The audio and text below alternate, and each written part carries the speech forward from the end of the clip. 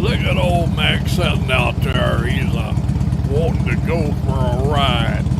Somebody go out there and turn that motor off before he hurts himself. Well, they turned my motor off, so I had to come back in the house. You know, up here at the home, they don't let me. They don't let me run my motor very long. They said it makes us nervous. Well, let me see. I think we're live. Yeah, we're live. We're live. We're live in Alabama. Let me do this for those that don't like to go over yonder. All righty. We did this way it should be. Okay.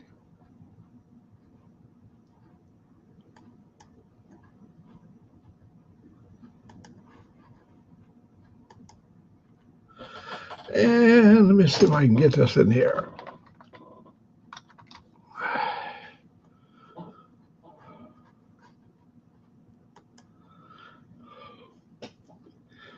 Probably a lot of folks are up with Dave. He's on live. For those that are not on Dave this morning, y'all come on in to Old Mack's place here. I know everybody up here at the home. They let me play with the computer. Oh.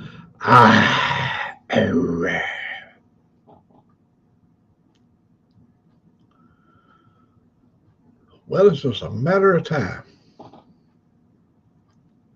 I got on a little late this morning because I was giving Dave the opportunity to continue the battle of trolls and the things he has to do to stay alive over there.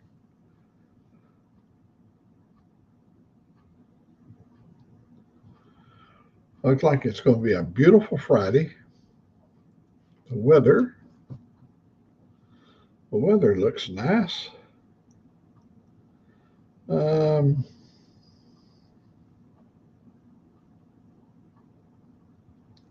Yeah, it looks nice here on this beautiful Friday, October the 18th.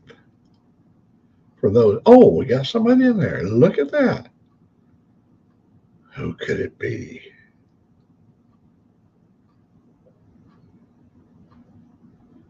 Whoa, American Outlaw. Buddy, if you're somewhere where you can get to your camera, there's a posting right there. I just put it on there for you to, so you can click on it and just come right on in here. Just come jumping right on up in here, Mr. American Outlaw.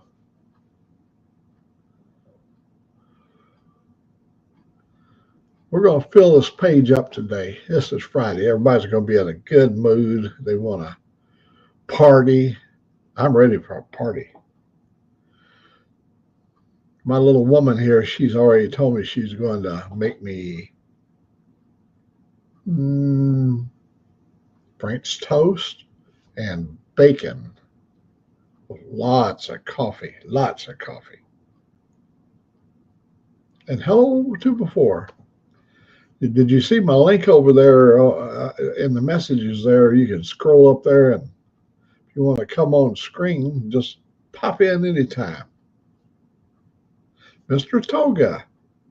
See, there I'm telling you, we got an international flair now. We're broadcasting all around the world from up here at the home, up at the Old Mack's home.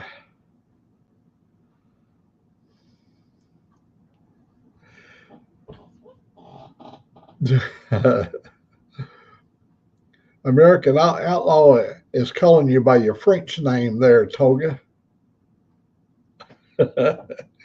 Yeah, we talk, man.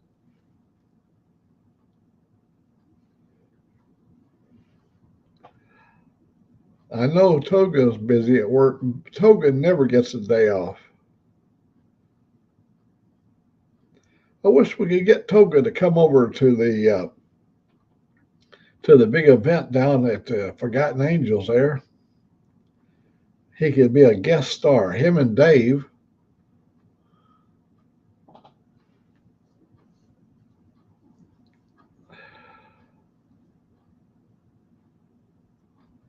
Better than yoga, Olga.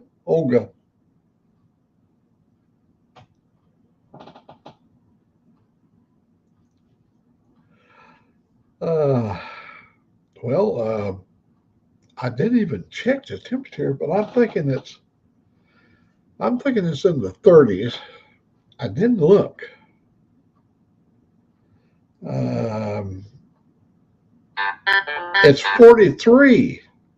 Well, it's already 7:30, almost 7:30 in the morning, 7:24. Yeah, it's 43 degrees.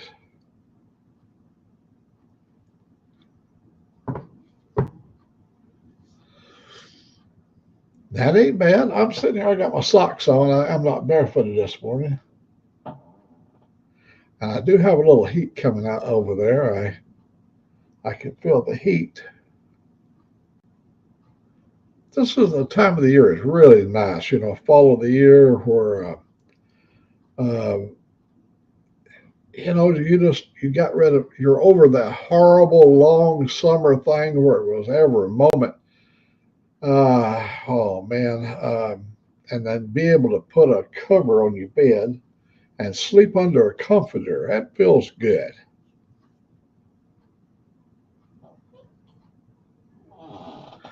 Oh, 3:25 p.m. now. Does the over there at 3:25 p.m. the whistle don't go boo boo? Let you know it's time to end the shift. Oh, you work at home. I think I remember you work at home. And you know what they say in America, Toga, there's no rest for the wicked.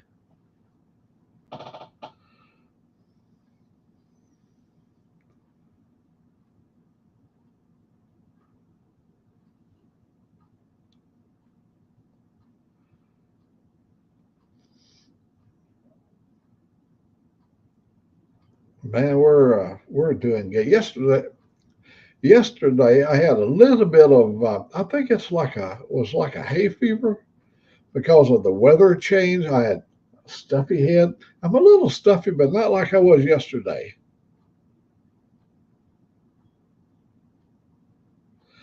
No rest for the wicked. Oh man.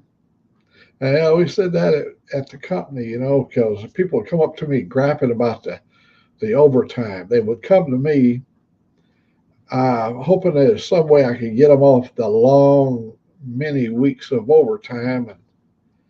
And I go over, we have a thing what they call a bar chart.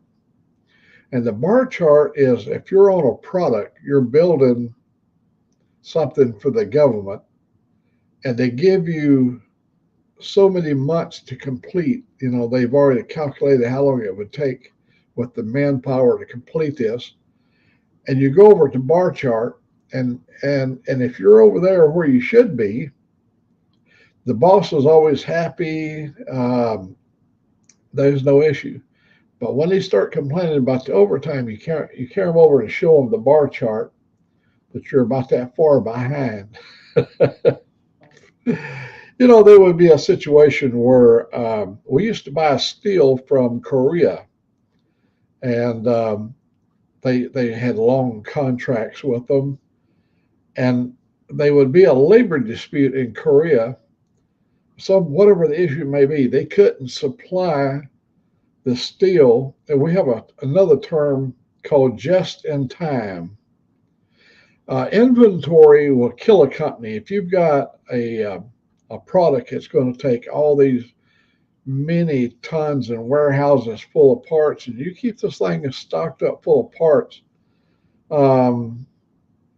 it just kills a company. So they developed this thing just in time, and everything coming in, it's always just in time. In other words, just a few days of stock on hand, not a year's worth of stock on hand. And we'd have a problem or an issue with some of the material coming in, so that would make our bar chart get behind. And we had to hump to please to bring that bar chart back up. And it was a struggle. You just about the time you get the bar chart up, there would be a labor dispute in America. The operating engineers would be on strike. The Teamsters would be on a strike. You know what? We couldn't even get the drivers to bring the stuff into the factory. It was something else.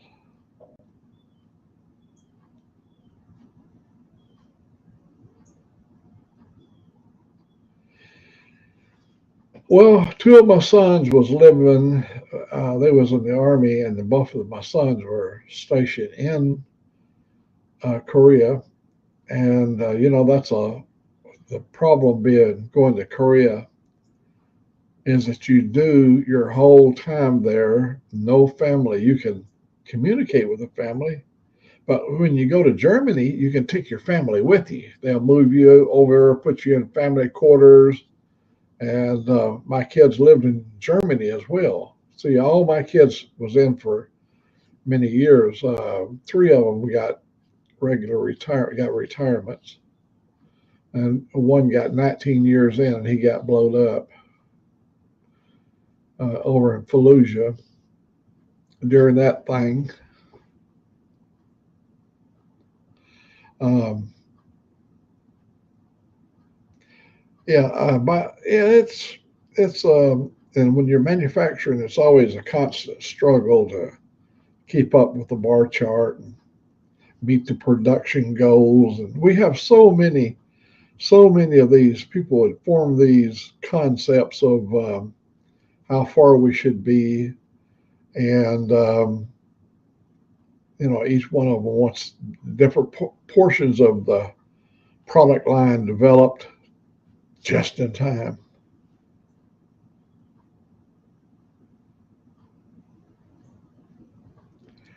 That's the reason I hated to come into the factory, because it was always when you come into the home, it was always uh, constant go. You know, no, you couldn't relax. When you got out to your assignment out in the field, hello, sick, good morning.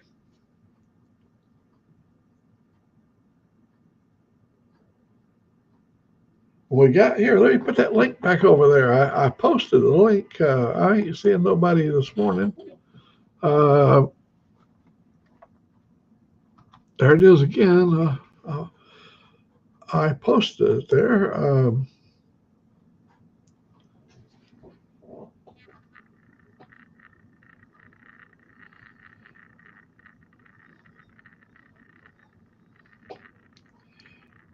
Yeah, there's the link, you guys. And if you guys got a camera, just click on it and come on in.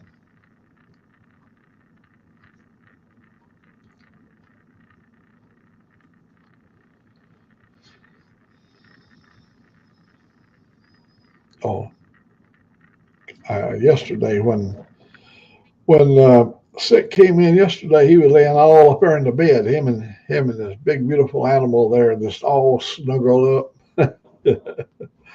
It was that kind of nice snuggling weather.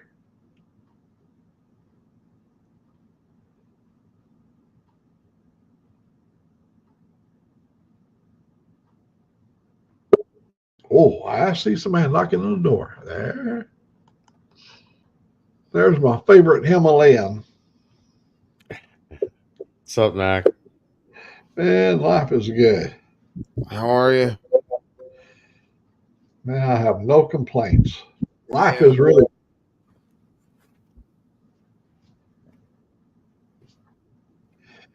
Well, buddy, did you go down to Walmart yesterday? Yes, I did. Thank you so much. My pleasure. Your advice. I got some high octane uh, and got some stuff sorted out for the camp out. oh man, do like this is for Old Mack. That's what I did. I was hoping I was going to catch you last night. Yeah, we were on. Oh no, we didn't get on. We had. Oh, I passed out early, I think. I laid down early. I was out at like 8 o'clock, 9 o'clock. I laid down. And I didn't pass out probably till 10 or 11. Yeah, we went shopping yesterday and we didn't get on. We had a lot of things we had to do yesterday, so I just never did go back on. But I did go over on check out Dave. Oh, I went looking for him and he wasn't on. I went over at 11 o'clock. I believe he was scheduled to be on, but anyhow, everybody just got to do what they need to do, and that's all. We see each other enough. Oh my God! Oh man, we go. Thank God I won't have to see him till tomorrow.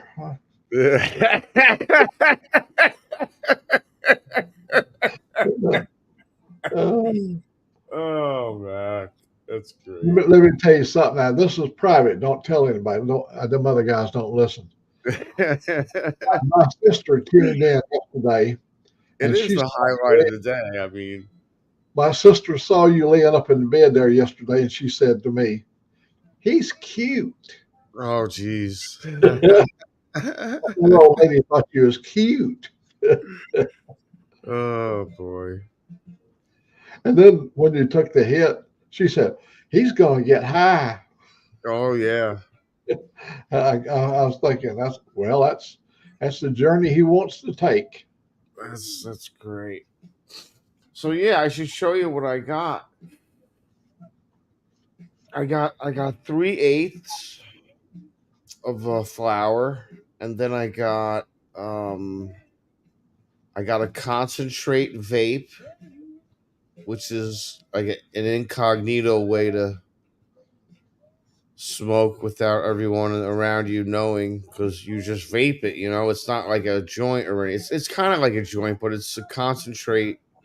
Like every hit you take out of the vape pen is like a joint, literally, like one joint. Whoa! Yeah, so like I gotta take it easy on that. Now, how about the smell? How about the smell? Does the smoke have any smell to it? It does have a cannabis odor, but it's not the same as like smoking a joint. Mr. David, how are you? Look at sick. Look at sick. Hey, just totally blissing out. I'm horizontal. Totally blissing out, mate. Horizontal. That's cool. I've got to fix up the bank thing on your GoFundMe page. My bank said it was a false transaction, but that just connects it, which is good. But I'll just do it in the morning. Yeah, a few bucks for you there, mate. I want you to have it. I want you to. I don't want you to feel that you can't do this because you got fuck all funds. You're going down to help some worthy people. Anyway, good morning, Mac. Good morning. Appreciate that, Dave. Thank you. I just got filled with I got scripture from Motorborn, Virginia. I love the whole ring of it. Yeah, I was just watching Motorborn Virginia's video, and I was filled with his spirit. I was filled through Jesus Christ's love through Motorborn. It's mad, absolutely mad. And when you don't believe, you're not going to get those same feelings. But when you believe, and you're open to it, oh man, it's just refreshing. And it gives you that new zest of life. Come here. Anyway, I think Brown Chicken helped me on the lives. He said a little something that, Dave, it's probably one person with multiple accounts. And yeah, I think you're right. Yeah, and I think that's what happened because I didn't get one today. And now I've done 3 lives and no more hate speech, no more nothing. That's great. Even happy I squashed 2 yesterday for you. Yeah, I believe you did too. And Yeah, I was on there for like 5 minutes. yeah. That's all it You takes, know, man. They're fucking and ruthless, the cunt. as soon as you start deleting them, they all flee. They're like Yeah, fleas. They all take off. They're all like yeah, yeah, flies. yeah, yeah, yeah. Yeah, They go and hide. You know, they yeah. stop. Just They stop with the miscreant little rhetoric. kids. Yeah, Yeah. but anyway, we're not here to talk about that. We're here to talk about Old Glory and what's going on, Mac. You going out on the trike today? No, no. Angelique has been battling with a cold, and you notice I've got a little bit of a cough. And the weather here is you have to bundle up. It's 43 degrees Fahrenheit, and Yeah, with the change of temperature too is I used to always get colds when I was up north, and the change of temperature and the change of seasons would come. I remember everybody would get a cold, a cough, or a stuffy nose or something when the change of seasons would always come. And that's the same in Australia, Sig. Yeah, Absolute same in Australia. Yeah, okay. Well, that's sort of concerning. A man of your age getting the simplest of colds could be detrimental, but I think you've got a good constitution. And I think the Lord needs you around a little bit longer. You absolutely. still have a lot of work to do, You don't Old want to be Mac. going anywhere, Mac. Yeah, yeah, yeah. I think the Lord needs you in these times. Our lives. Yeah, hey, Dave, as you get older, you got to take more medicine. But I hate to yeah. take so to take and make medicine pleasure is I crush them up, put them in the blender, and I lay them and I do a line on the table, and then Oh boy. Hey, remember God's watching. Oh boy. I always feel bad when we're on either Mr. Gregory's channel or your channel, and we're doing our bong hits or whatever we are. I feel it's a sort of it's a sense like I can't do that in front of my parents. It's a funny thing. I think it's ultimately it's respectful. It's showing respect, and that's okay. Like that's who we are. This is what we do in our lives. But I've got it irks me when with people like Ray Gregory and yourself, and I know that you don't Mine. partake in this behaviour, but that's still all right. Yeah. But it's just pure respect, Mac.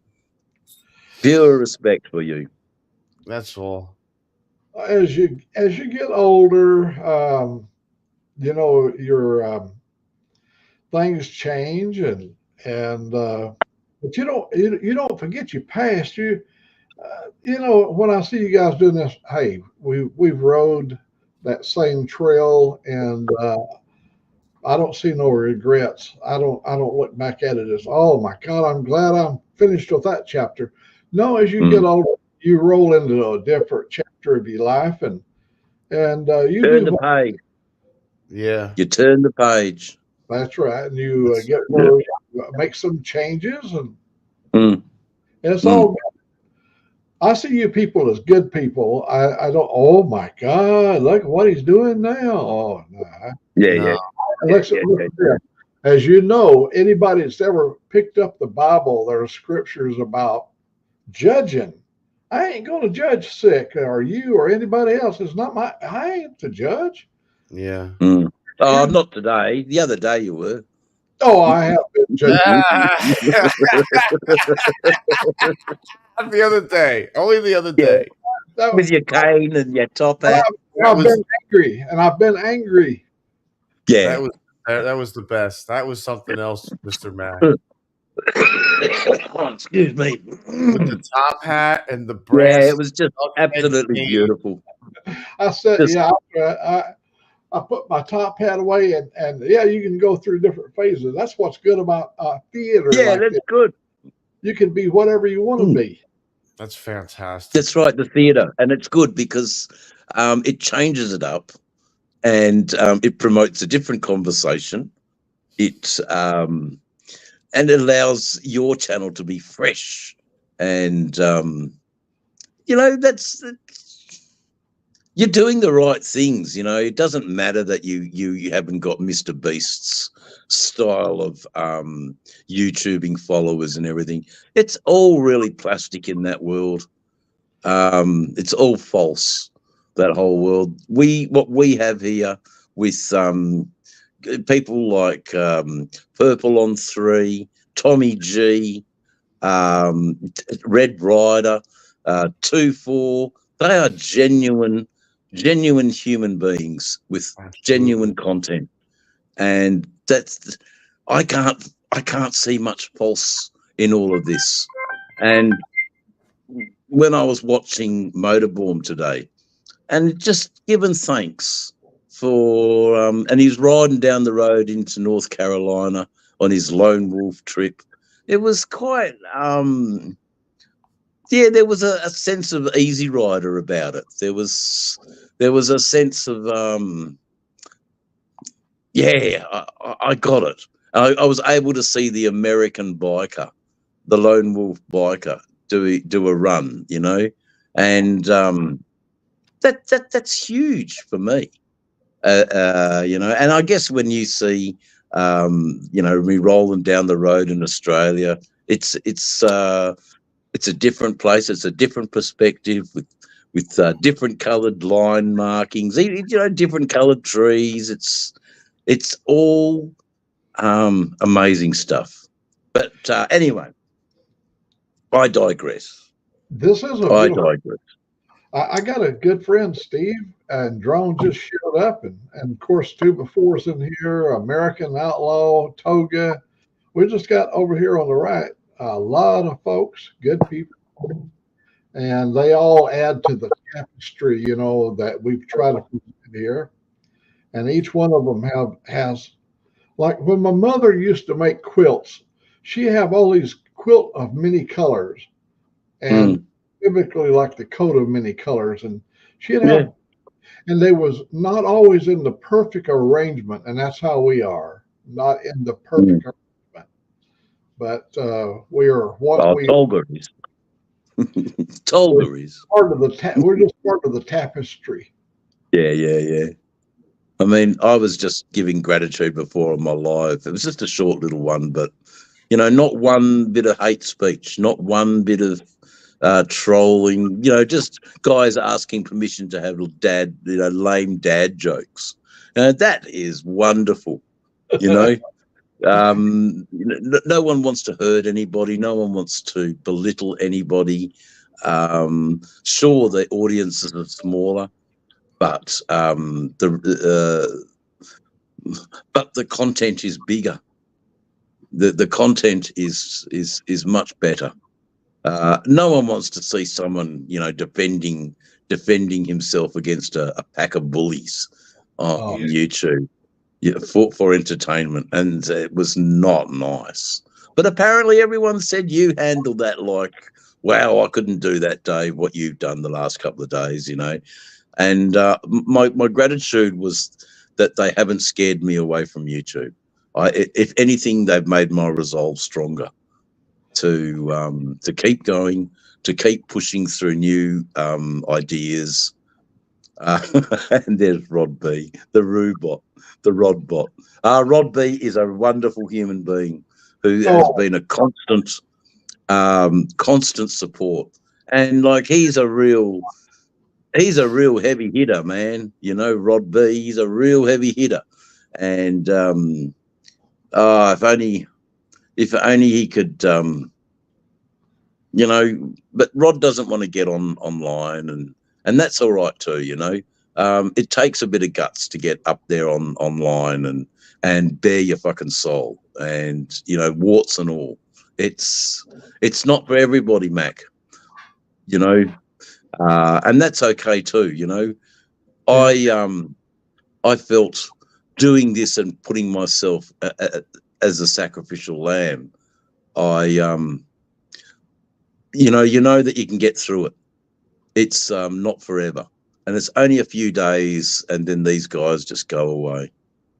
I was I was going to say good morning to Rod B. I haven't had him to come visit. You're always welcome. Steve, where's Rob B at? Rob B, where He's an are you? Australian, so he's Australian. Oh, hey, I've got now 3 Australians that have come to my page. So you're always welcome here. We love Australia. We just love the challenges of Australia. I mean, that's what I look at it. I can imagine me at 84 years of age riding across the outback. Ah. Oh man. I think a dingo would probably drag me off, have his way with me. If you were to ever do that, I'd be right there, man. When we'd be getting that engine synchronicity side by side, for miles and miles and miles on end. Just riding through the Nullarbor. What a ride! Yeah. So, Rod, these are only but a tiny microcosm of my American little community that lift me up. They are the wind beneath. Yeah, Coffs Harbour, and that's where Mum is, in Coffs Harbour. So look out, Rod. We'll be catching up. Don't worry. Probably at the Green Room Tavern, mate, for a cold one, if you can get the chance. I don't know. I mean, you're pretty busy with your young grandson there, and he's got a little tacker grandson, Old Mack. That's I think he's found bike, and he's it's always good to see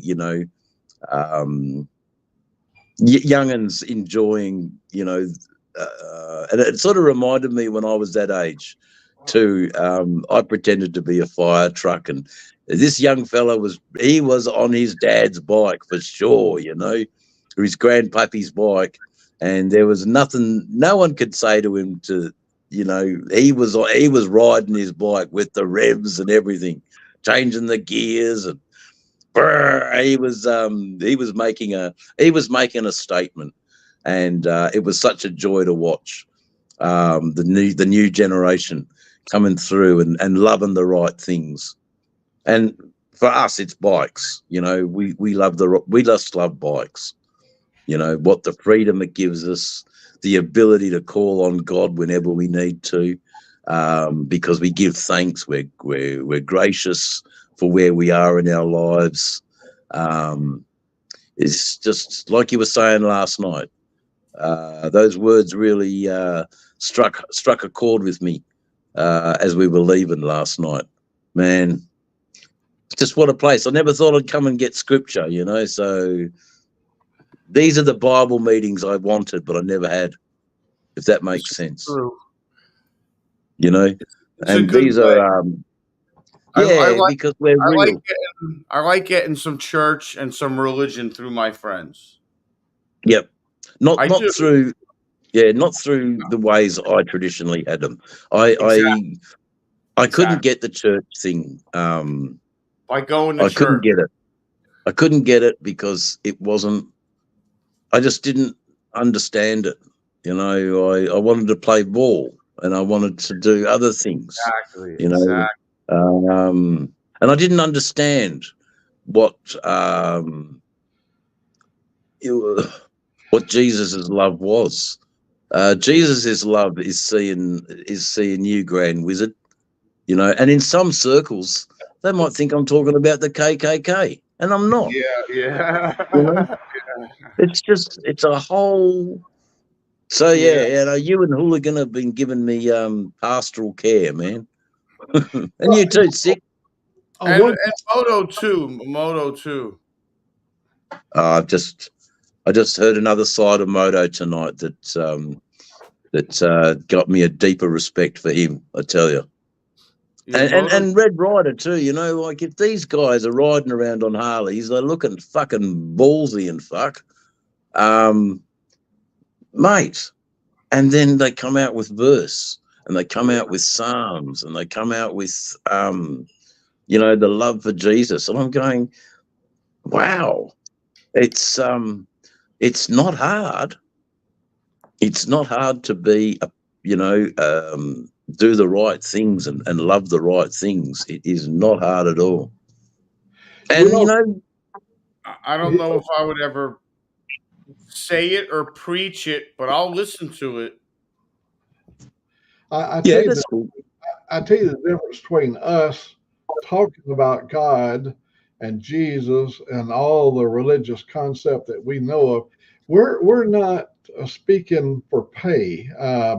We're here, and what you hear from us is just comes right out of your heart. You know, we don't have a script we read. We don't have we don't have a big audience, and we work you into a frenzy. If we can just touch that one tiny place in your heart and bring forth what you've got in your heart, and it's displayed, you know. So we're just people talking. And, yeah, exactly. We've got no agenda. No,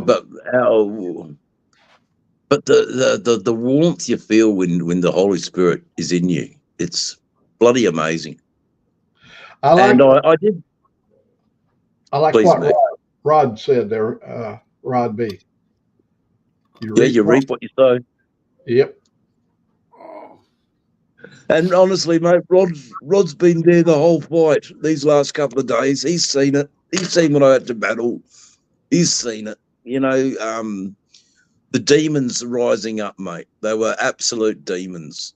Some of these people, and you know, I knew that I had the love of Christ in me, and I didn't have to preach it. I didn't have to. But he was looking over my shoulder, and it was I could see the heaven and hell in one little microcosm. You know, some people are just totally godless, man. Oh my They're God. totally godless, and that's okay. You know, that's what they are. I never truly saw an evil person until I saw a tweaker. Yeah. Steal from their fucking grandparents. Purest evil person, someone that is a tweaker and that would steal anything that is not tied down. Unfortunately, we've got them here alive and well, and it's all to do with the fucking mining boom. The mining boom has forbidden normal Aussie blokes that after their shift, they finish their smoke. They finish their shift. They go and have a bloody roll up a joint and have a couple of beers. They relax and they're fine the next day. But workers' compensation requires them not to use that drug or have that drug in their system. And with methamphetamine, it's out in 24 hours. So everybody's been racing in the mining industry to this methamphetamine on their week off that they get. You know, they might work for 2 weeks and have 1 week off, and they have a couple of binges because they just desperately want to forget about the isolation of working and living on a mine site. Yes, Mac. I was saying good morning to Brown Chicken. He just came out, just waved at the new guy. Brown Chicken just showed up. Right on time, Baby. Right on time. He came in on Brown Chicken. He came in on the westbound. Yeah, Brown Chicken knows I love him, and I'm so glad at the comment that he made last night about one person is controlling all of these trolls, Dave, and it made so much sense. And after he was exposed, he's gone away and he's left me alone. And I left you a couple of messages, Motorborn. But this is the new saying. I've been getting my scripture from Motorborn, Virginia. It's got a bit of a ring to it.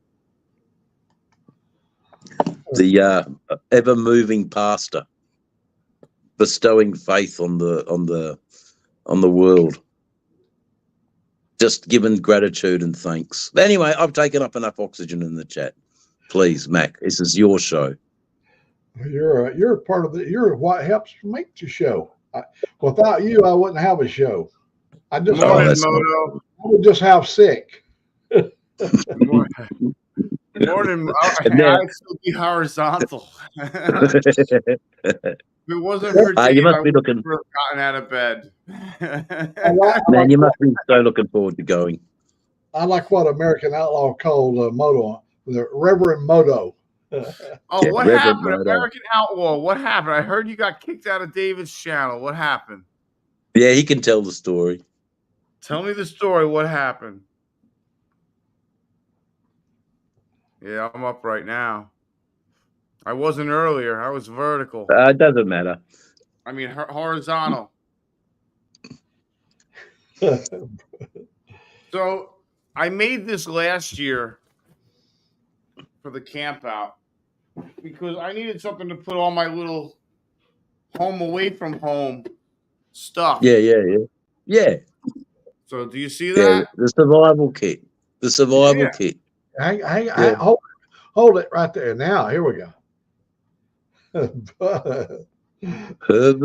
Herbal science starter kit. What's the picture in the center, Sick? Oh, it used to be a cookie box. So it's Maldi Vicenze, Italiano cookies or something. I don't know. So I have 3/8 courtesy of Mac in here. 1, 2, 3 unopened. Not going to be opened until I'm down there. Roach clip.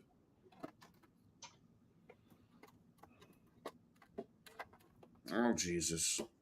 My other grinder, so in case I lose it, I don't lose my favorite grinder. I'm leaving my favorite grinder home. Pokers. And what else? I have this other metal box inside the metal box. And what is in It's that like a box? Russian babushka doll. An extra bong bowl piece. Yep. In case the other one breaks. People right over here. I'll hold A it. sneak-a-toke. An extra one-hitter for the sneak-a-toke. A USB charger for the vapor. Yeah. The vapor, thank you. This way. Rolling papers. Better. Okay. A roller. And my last glass screen. Oh, yeah. And that's it. The necessities, You're set. You're all set. Yeah. You're all set. So that's it. So both bikes get loaded up in the trailer, and then Red's just got to make her way to Forgotten Angels. Look at you. Good morning, Angelique. Good morning, Angelique. Morning. How you feeling? You got them spam. No, it looks like spam. That is country Virginia ham. Oh, okay. That's all right. I thought it was spam. You were eating all the trolls. Yeah, it's a sandwich. And look at that Golden Eagle molasses, yeah? Yeah, that's for the French toast. Yeah. Get it on there, man. Get it on there. Come right over here so you can wave at. Here comes Angelique. She's respectable as. How you going, Angelique? It's going. Yeah. How's your cold? What? You getting over your cold? What cold you got? A head cold? She's loaded getting over it. She's loaded with sneasel juice. Don't. It's just a change. It's just a change in seasons. You can't kick her out. But yeah, out of here. You don't want to lurgies everywhere. Just jelly because it doesn't matter. Well, let me see how good Virginia ham tastes.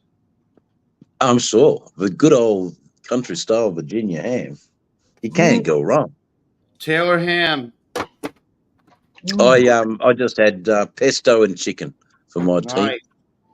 Yeah, just a bit of, but you can't eat pasta. You can't eat anything that I'd cook. So I'd have to, if I cook for you, I'd have to be bloody careful. Oh, I eat it anyway. I just ask the phone how many carbs, and then I put it into my thing, and it shoots that many carbs of insulin in me. Yeah, I'm learning a little bit. I've got a dear friend over here in Western Australia who's got the same type diabetes as you are, Insulin and dependent. yeah, it's really sad, you know. And I get why he just has to sometimes just mong out. You know, he's not always 100%, but it's okay. He's been living with his disability for what seems like forever, and he's got a good handle on it.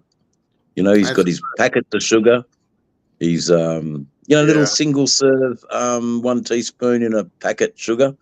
He's got them, and he has them, and he also For has his emergencies. monitor. Yeah, that's that they tell you to have that. They Yeah. tell you to have So- little packets of sugar.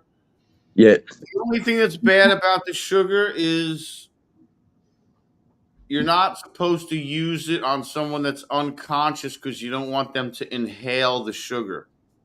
yeah, okay, that makes sense. And you wouldn't anyway. I mean, he knows he's got a good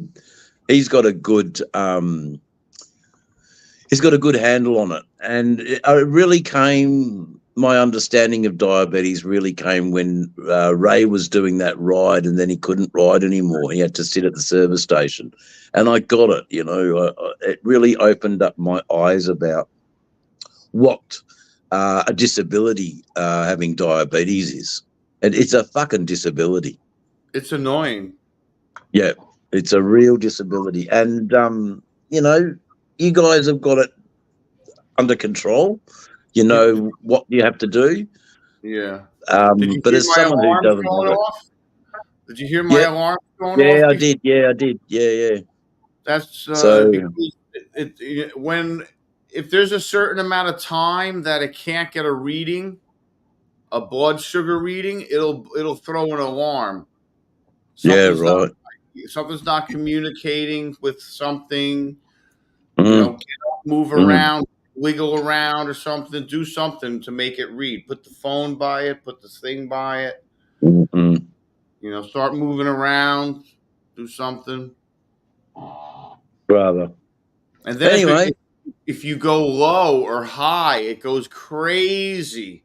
It starts throwing so many alarms. I'm like, oh my God.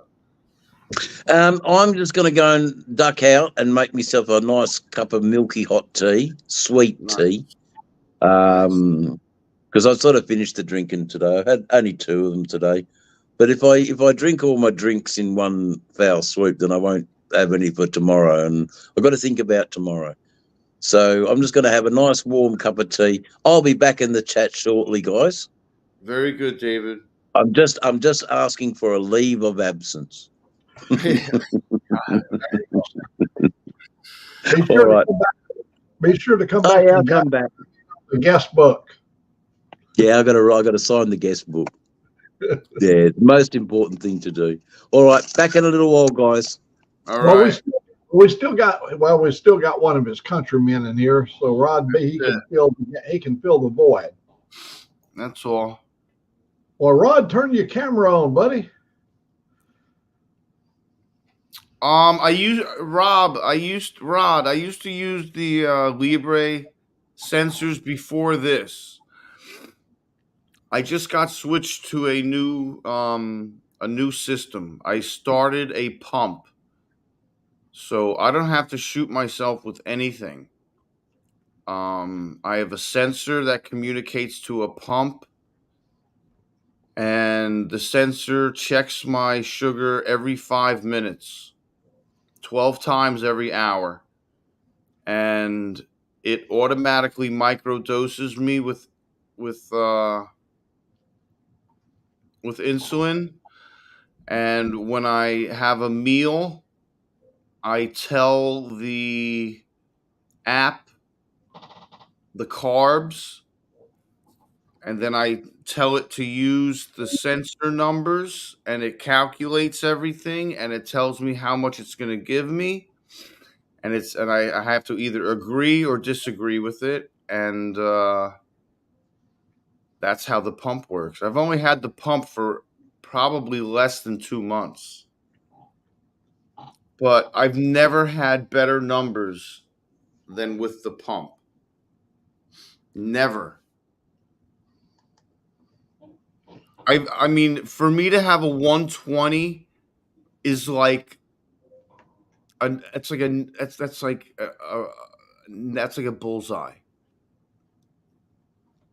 It never happens. When I was using the regular scan and sensor and shooting my own insulin and guessing my dosages, it was a crapshoot. Totally a crapshoot. It's this whole pump thing has changed my life without a doubt. It's unreal. It's amazing. So you got Ray set up on a pump, right? I gave Ray all my old Levitre sensors. So I had a stockpile of sensors that I was no longer going to be using. So I gave them to Ray so that Ray doesn't have to prick his fingers every time he needs to test. Now Ray can just scan himself and get numbers 100 times a day, 30 times an hour if he wants. And he can keep a monitor on his sugar at all times and doesn't have to prick himself. He still has to manually give himself insulin, but he's even doing good with that. He's got his numbers way down.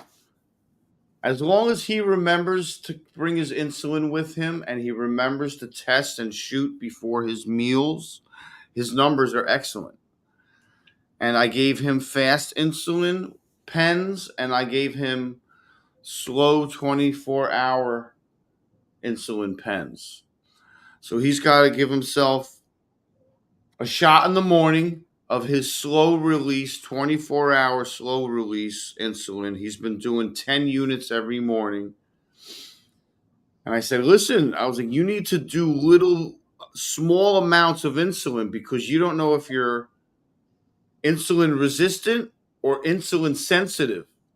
I was like, I'm insulin sensitive. The smallest amount of insulin or the smallest amount of sugar will make my numbers go all over the place. One Tootsie Roll, I'll go from 150 to 200 like that with a tiny Tootsie Roll. So, yeah, it's amazing. It's just changed my life. It's something that is easier, something I have to worry less about because it's doing it for me more. And it's a little bit less maintenance than the other one. Because the other one, I would never remember to test every 5 minutes. That's ridiculous. You might as well just forget it. I us asked the Dragon Queen, what kind of weather are you having over this afternoon? I believe you're in Gainesville. She's where? Oh, her or me? No, Dragon Queen. Dragon Queen. I believe the last time I talked to you, you was. What? Anyhow, what is your weather like there? We're about 45 degrees here, Fahrenheit.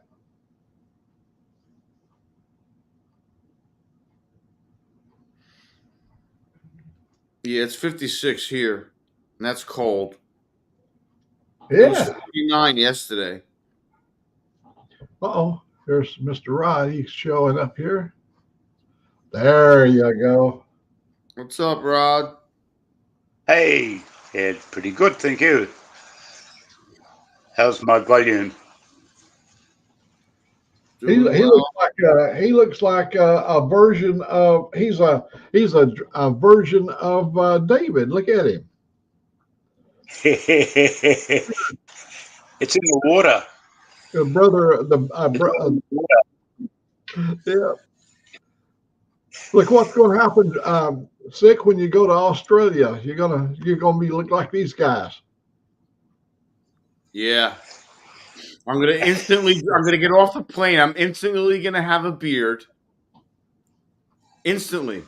I'm gonna get off. I'm gonna land in Australia. I'm gonna stand up out of my seat and I'm gonna have a beard immediately. I've seen you. I've seen you in a beard one time. Yes. Yeah, that's funny. Yeah, the brother of the beard. Brothers of the beard. Yeah, I think ZZ Top got their inspiration in Australia. Yeah. Good group. Yeah, I like what's it? Gibson. Is it Gibbon? Gibson, isn't it? The one that has the one that has the really good cars. Yes. Yes, Gibbons. Gibbon, yeah, he's got a really His good. first name. He brought back the lead sled. You remember when he came out with the lead sled? Everybody had to have one. Yep. The old Mercuries, and there's some very cool cars. I watch a guy that, up in Nova Scotia. He builds cars. This Bad Chad, and he just came from Australia. He was 2 weeks in Australia. Bad Chad, Yes, man. yeah, I watched Bad Chad. Chad and Douglas, Nate, Jolene. Oh, absolutely. Oh, I've got one of those big green cups. I'm not using the big green cup today. I'm using yeah. I got one of them. Where's my camera? Oh, I wonder what happened to my camera. And I forgot you was I had featured you there. Let me go over to my cup here. There we go. Nice. I thought I'd get into spirit with the Harley this morning. Yeah, a little bit larger than mine.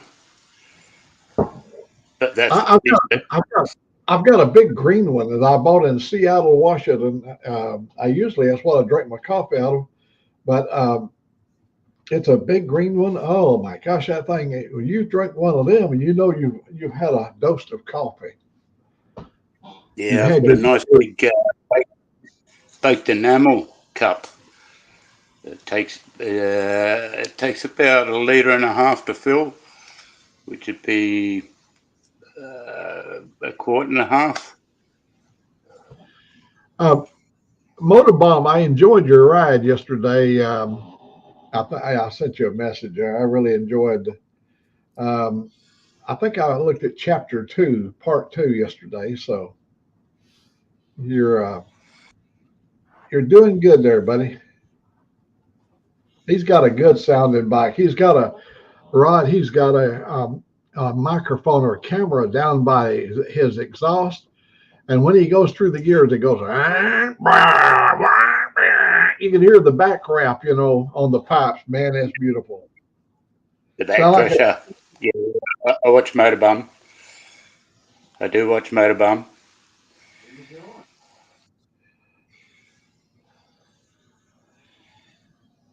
Oh, Sick is he's probably having to go visit the. Oh, I mean, he was watching me eat. Now he's getting hungry. It'll be that time. Well, Rod, I got to say that I think I told Dave yesterday that we had planned to go to Australia for many, many years. And I was with wife number 4, and she was very adamant about where we were going to go to Australia. Well, unfortunately, we got a divorce, and after we got a divorce, she married one of my engineering buddies from my organization, and she took all the money from the marriage settlement and went to Australia. Old Mack to go. I hope she swims in blue bottles, mate. Pardon me? I hope she swims amongst the blue bottles. The Oh beach. yeah, no doubt. Well, after she came back from Australia, she passed on. She didn't last long. It had nothing to do with Australia. She just simply had one of them things with her heart, and then she expired. So, but at least she got to go and have a good time while she's down there. And I know she drank some good Australian beer because she did love some good beer. Yep. Yeah, we do a good beer down here, that's for sure. She was Swedish. All of her ancestors. She was first generation Swede, in America, and so she probably came down there, and all of Australia come to a standstill when she arrived. She was only 5 foot tall and just constant mouth. Sweet bantam. A They Swedish paid her. bantam. The Swedish bantam. Yeah. Oh, yeah. Oh, a little bant. Oh my God.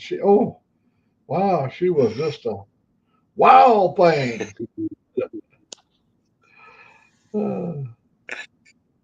Sterling Will. Sterling Will is in here. Good morning. Battling snow and wind today. Oh, not a good day for Sterling Will. Morning, Sterling. How you doing?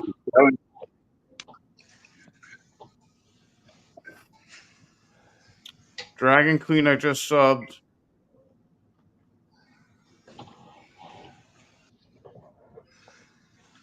Rod, I subbed up to you too, I believe.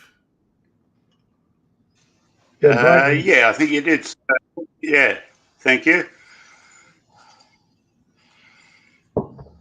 Pretty sure. Yeah, I think you did, yeah.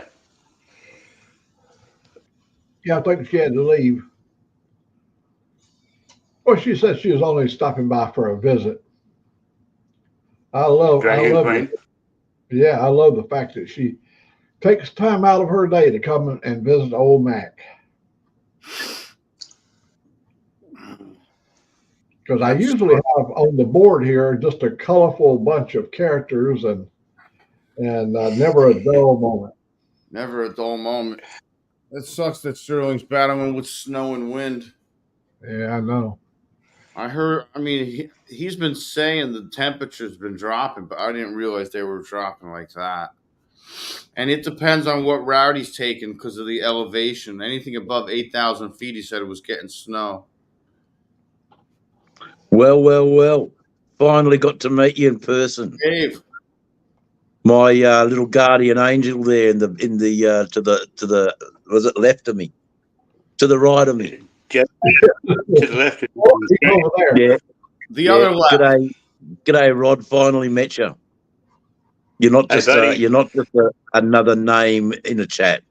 No. Mate, nice to meet you. No Ninja Master Gamer here. Mate. Good to see you. Welcome to America. Hey, welcome to America, Rod. Mac will see you, right? Mac will see you, right, mate? Yep. You've come into some really good people. I'm so glad, Rod. And this is the power of YouTube. Good. Yeah. Good bloody people. Internet.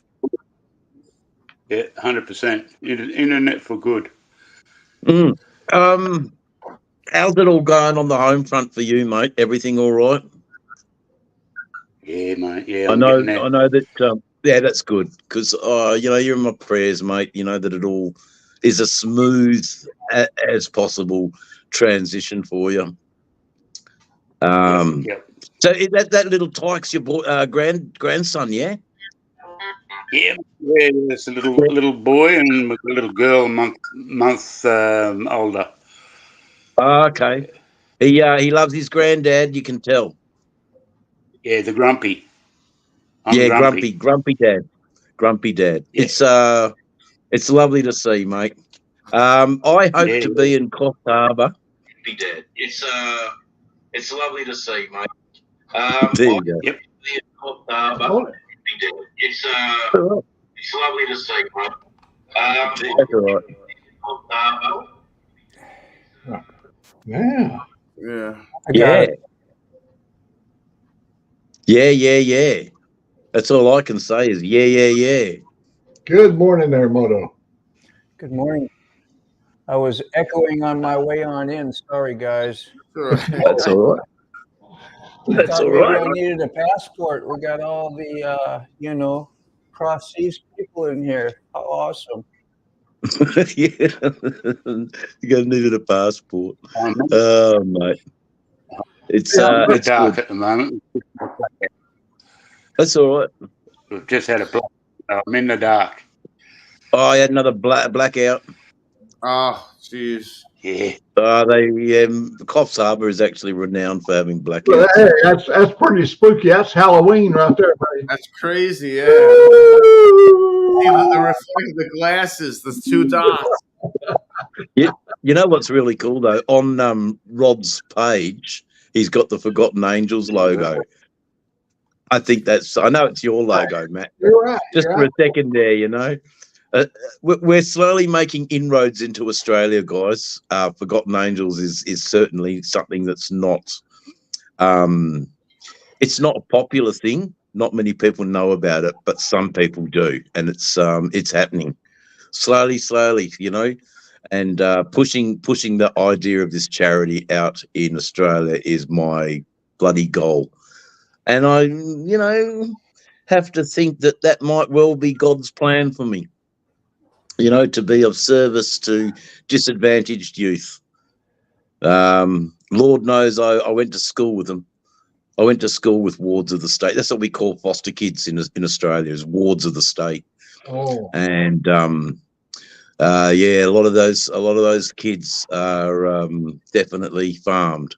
That's for sure. There's a lot of greedy people. So the same issues are very much alive and well in Australia, just as they are in America. But I don't want to bring this thing down. I'm just saying that, wow, what a great thing to see. And an Australian bloke with a Forgotten Angels logo. It's heartwarming to me anyway. Very heartwarming. I wish I had the still. Oh, let me see. Who else? David. Oh. Wait a minute. How's David? He's already here. Big storm. They got a big storm. They got a big storm in Coffs Harbour. I should ring up my mum, but it's too late now for her. When you disappeared, Dave, I thought that it was all over. Putin had got in there. Hit the button. Putin did the button. I hope not. I hope not in our lifetime, nor your grandboy's lifetime. But the world is what the world will do. I don't think we want to annihilate each other. I mean, who really wants to be responsible for annihilating all of us? We just got to have the faith that, and Motorborn, Virginia. Well, what a wonderful episode today I watched. Though I'd watched it previously, I rewatched it again and I got a double hit of just so grateful for your community, and it's lovely to hear your voice. It's lovely to hear your thoughts just as you're rambling along. It's so it's so meaningful what you're saying, and it fills me with the spirit of Jesus, man. I felt a little bit very gracious, and then I went and did a quick live just to give the people that stuck with me through these last couple of days of really meeting the face of the devil. I really met the face of the devil, man, in the internet world. Yeah. And but we had the I don't know if they'll stand up and call themselves Christian soldiers, but they fucking were. They were Christian soldiers, and we all battled together, and we came through triumphant. And we've now got peaceful chats again that have got no malice at all. The only malice that's coming through is who's got the worst bad dad lame joke. So, you know, I can I handle want to that. hear why American Outlaw got kicked out of your chat. Okay, right. I kicked him out to protect him. I didn't want to see that good, pious Christian man exposed to the filth that was being plastered around the chat that night. And I was trying to gang up on him. What happened? No, they didn't gang up on him, but he was in the chat trying to give positive, and they could have, but it was you that said Mac's gone live, so I knew that I was going over there soon, so that's why I made the decision to kick him out. But then I spoke to him just a minute ago to say, you know, like, mate, all I was doing was there was a grenade that went off, and I just covered you. I didn't want him to see. I didn't want to see the filth, because Rod will attest to some of the fucking last couple of days there, Rod. My God. That's annoying, man. I missed the day. I wish I was there to get rid of them all. I would have been like delete. We were doing that. We were doing that sick, and they just came back. They were an unstoppable force. But Rod knows, you know. Guys, Automated.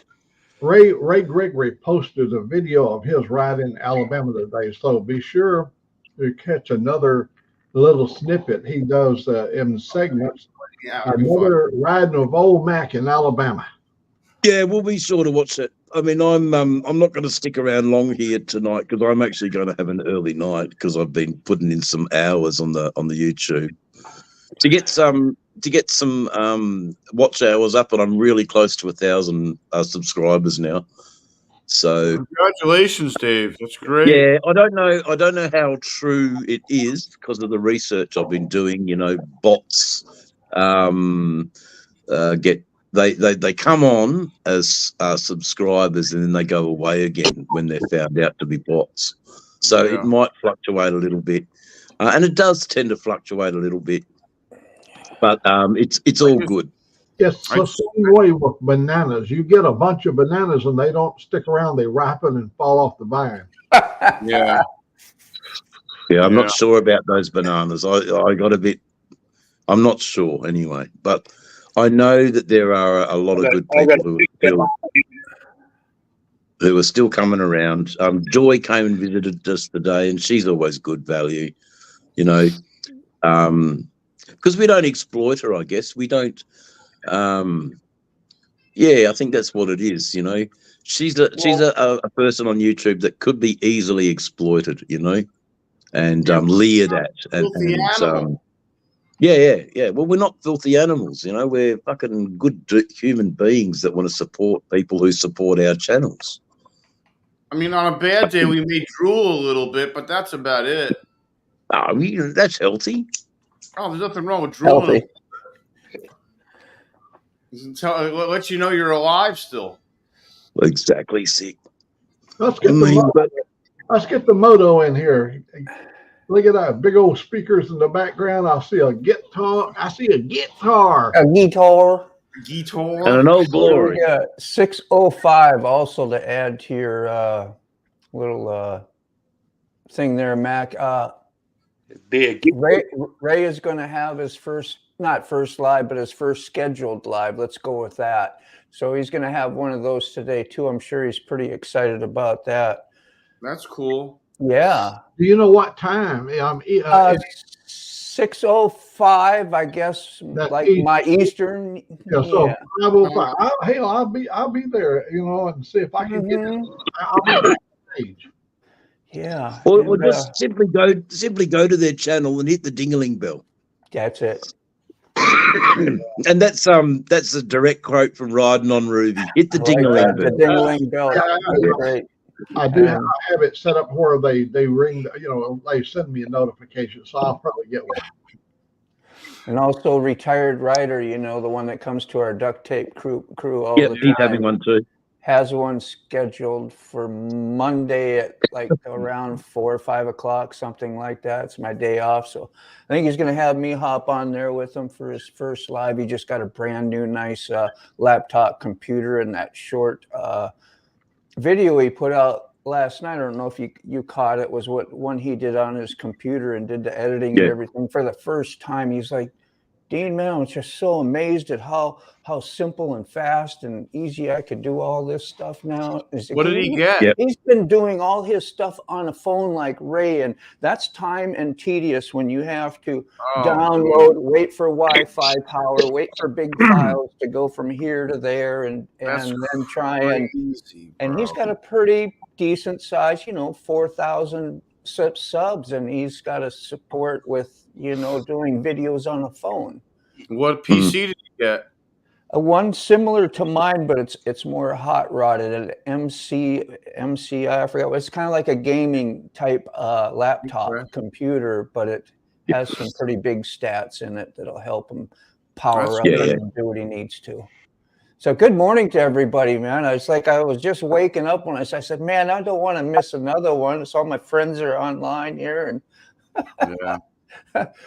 I went to bed early too, so I could get up and do this with you a little bit. And that's why I'm having an early night. Sterling, you're never abrasive. Where's Sterling? He's riding in the snow out there like already. I guess he does some mountains where he's at. You're just rough around the edges like me, Sterling. My abrasive personality keeps my channel. He certainly helped me. Yeah. He knows his stuff, man. It may come across abrasive until you know him, but he's one of the nicest people you'll meet. Yeah. He's very spiritual, man. I wouldn't want to piss him off, though. I wouldn't want to piss him off. No. Yeah. Without a doubt. He said he pretty much rectified his problems he was having, so I'm happy for that for him. I had the first time ever, not to get too taken over here all the time, but you know when some people have problems getting commenting on shorts, like Sterling had and whatever. Well, I had my first encounter ever, and I think it was on Robin. I'll make you uncomfortable. Last night he put out one. I'm just kept hitting comment, and that's all it does. Comment, and you don't even get a chance to do anything. And I tried a few of his other shorts, nothing. But when a regular video, and I was good to go. I could comment on there and tell him, hey, I can't comment on your shorts. I think weird? I've experienced that too. I haven't I wasn't able to comment on I think Hooligan. Wasn't it Hooligan? Yeah, you can't comment on mine. Neither could Sterling. And then Sterling couldn't comment on my shorts at all. My shorts, he couldn't comment on anything, I think. Yeah, it was weird. And then I was like, wow. I was like, that's not right. I was like, that's pretty wrong. And then after he told me that, and after he told me he went in and took all his wrenches away, I went in and I took half of my wrenches away. Ruby just said too, same thing though. So I don't know if it's a wrench problem, honestly. I think it might be, guys, because I've taken all my wrenches away, and only people I know got the wrenches. Well, that's not true. I mean, I know Rod B, but it's just I've only made a couple of moderators instead of having I had bloody lists, and there were people I didn't know.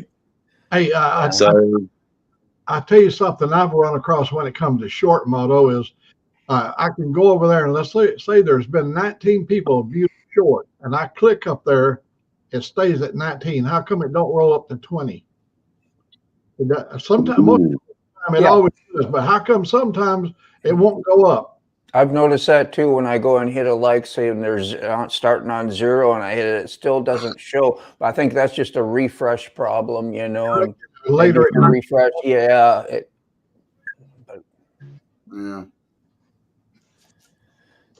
Guys, always good to see you. But this little black duck's fallen asleep. Yeah. Oh my God! What time is it, Dave? Oh, 9:30. Yeah, 9:30 at night, and it's even later for Rod. It's about 11 o'clock over for Rod. Yes. Wow. But Nearly Rod, that's nearly 1 that's o'clock monumental. over here. You've joined us. Yeah, that's really monumental that you've joined us. I hope the power comes on and they can see your lustrous beard. Oh, is that why you're in the dark? Yeah, it's in the dark because of a power. Here he is, right here. Yeah, I There's saw him Rod. earlier, and then I thought, well, maybe he's just in the Halloween spirit. I see 2 phone screens. Yeah, that's just the light on his glasses from the phone. Yeah. Yeah, Crazy. I see his lips wiggling. Yeah. Anyway, Rod, welcome to the these guys we've only ever seen in my chats as people who contribute. It's really good that you've met them in person, in the most virtual way we can right now. Yeah. But the tyranny of distance is overcome by these StreamYards, and it's a fantastic thing. And for some part of it, we do get a good sense of visiting. I'm visiting Mac's house. I'm sitting in your lounge room now, Mac. The only thing I haven't got is a nice sweet cup of tea from Sweet Angelique, but that's all right. That's okay. Self-made. If you could just dip your tongue in this right here, it would. Wow. Damn. Just dip your tongue in this. Just dip your tongue in there. I love you, Mac. You're the best. Great. I swear. Yeah, he is. We are so fortunate to have had our lives crossed with you, Mac. And you're a bit of a surrogate grandfather for me. I'm Take a care, bit of an adopted. Andy. Yeah. I feel like Mr. I'm back in high Gregory. school sometimes, Yeah, I've hit the ding-a-ling bell for Mr. Gregory's live, and I'm going to wake up in time for that one. So I'll see you all tomorrow morning. See you, Dave. You all behave yourselves now, you Rotley crew. Love you, All right, Dave. I fucking miss you already. See you guys. Good to meet you again, Rod. Take it easy, guys. Bye now. Ooh, there he is. Sorry, Gregory, Dave. what's up? Look at his. Look at got- the snowman back there. Yeah, I know. We got some Christmas spirit going. Yeah. Yeah, well, it's that thing's been up there for probably 10 years now. That works. It works, yeah, man. It's been a rough night. I ain't been able to sleep none. Oh, that's tough. Hey, Ray, have you had an opportunity to meet Rod B? He's another nice Aussie. Rod B. Good morning, He's in the EB. dark. Let me. No, let me get my ears turned on. Hey, how you doing, Will? Oh, all right. Hey, Will. Where'd everybody go? Oh, I see two eyeballs. Rod. Yeah. Rod's in the dark. He's got his powers out. That's Rod B. The light is just taking a while to catch up from Australia. That's all. Yeah. Takes a long time for the signal to get here. That's it. I'm surprised it's so fast. So if you're in Australia, 2 hours different from Dave, you're like way on the East Coast? The east side, right? And Dave's more on the southwest. Southwest, yeah. There's Miss B, Miss EB. Good morning. EB. Hello, EB.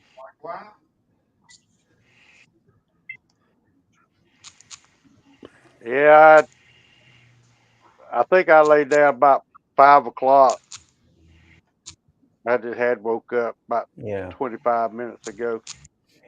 Hey, I see you posted another ride over in Alabama. I haven't had a chance to see it, but I ran across it a while ago when I was looking for something. So we'll go back after this and I'll go over and watch it.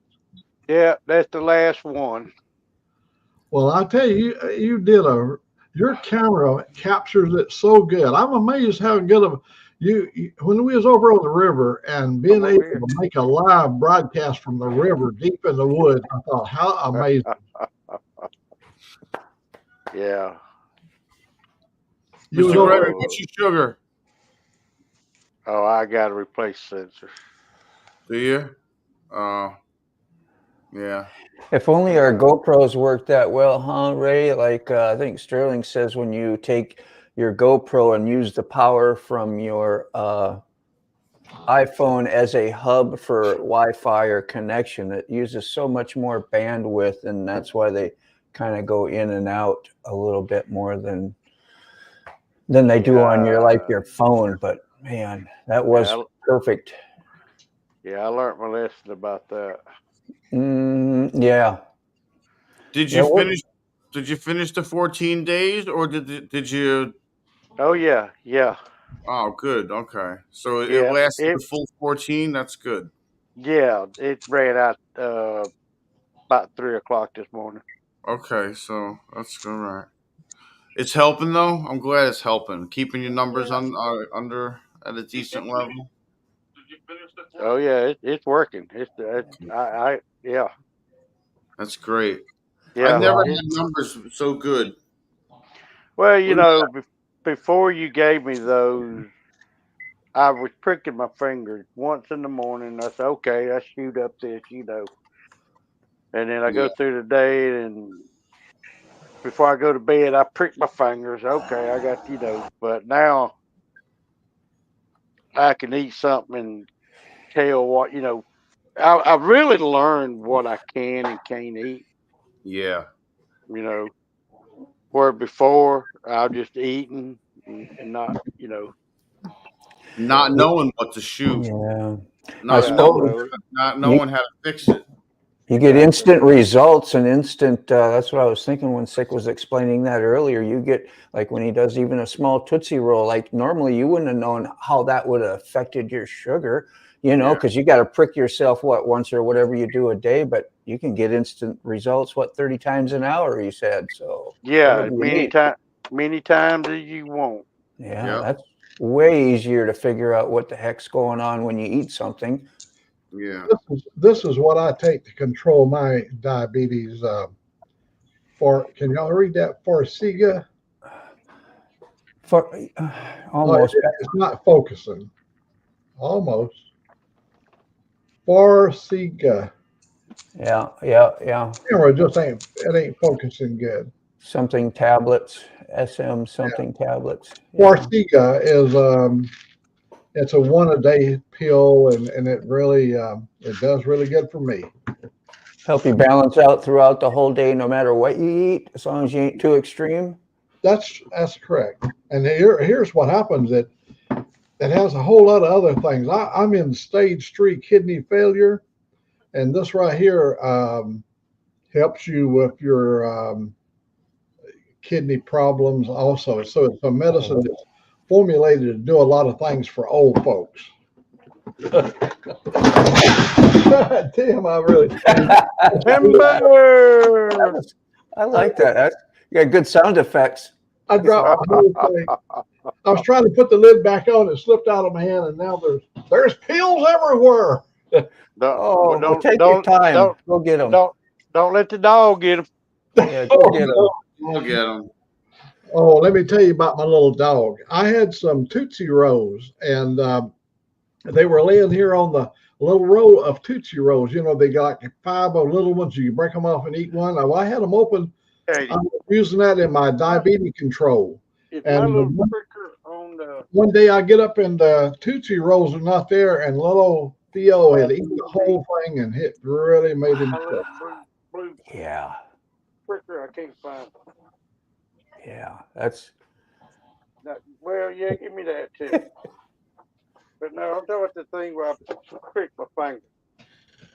I was waiting for the story of how Theo might have been bouncing off the walls with all that sugar, but it's too bad it just made him sick. I don't know. Yeah. Taking my young man pills. Yeah. Sterling young man pills. Yeah. That's okay. Y'all talk amongst yourself. I'm picking up pills. Take it. We're gonna have that one day too. What you doing today, Dean? I'm picking up my pills. Picking up my pills, you Picking know. up my pills, you know. I just dropped them everywhere. Oh Lord! I want to go to Daytona. So what's your live gonna do today? I know I didn't change your subject, but I was headed on my brain, and you got a live at 6:30 today, right? 6:05. I think it 6:05. starts Yeah. at 6:05. Now, how can I can just go into the studio early, can't I, and not go live? Yeah. Well, you can change the time too. You have to be the one to press the live button. Yeah, Oh, yeah, So, yeah. that's all. So, Yeah. but yeah, if you have your link posted out or whatever, Yeah. then we Yeah. can come in, or if you want somebody to come in to join you early so you can talk about what you want to do or just warm up, whatever, you can do it like that, like we do. I have no idea what to talk about. I reckon ever who comes in will help.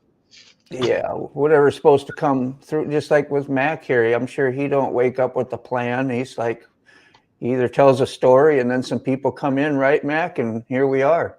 Yeah, I'm clueless. Yeah, me too. Well, I am too. But Larice.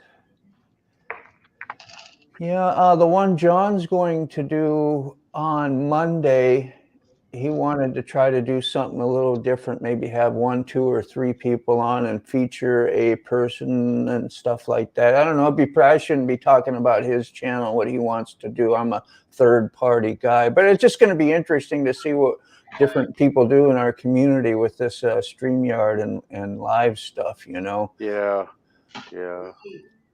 And it all started watching Sterling Wheel all the time, you know. He's just having a ball on his lives. Yeah, he said I like going in late and answering 500 comments.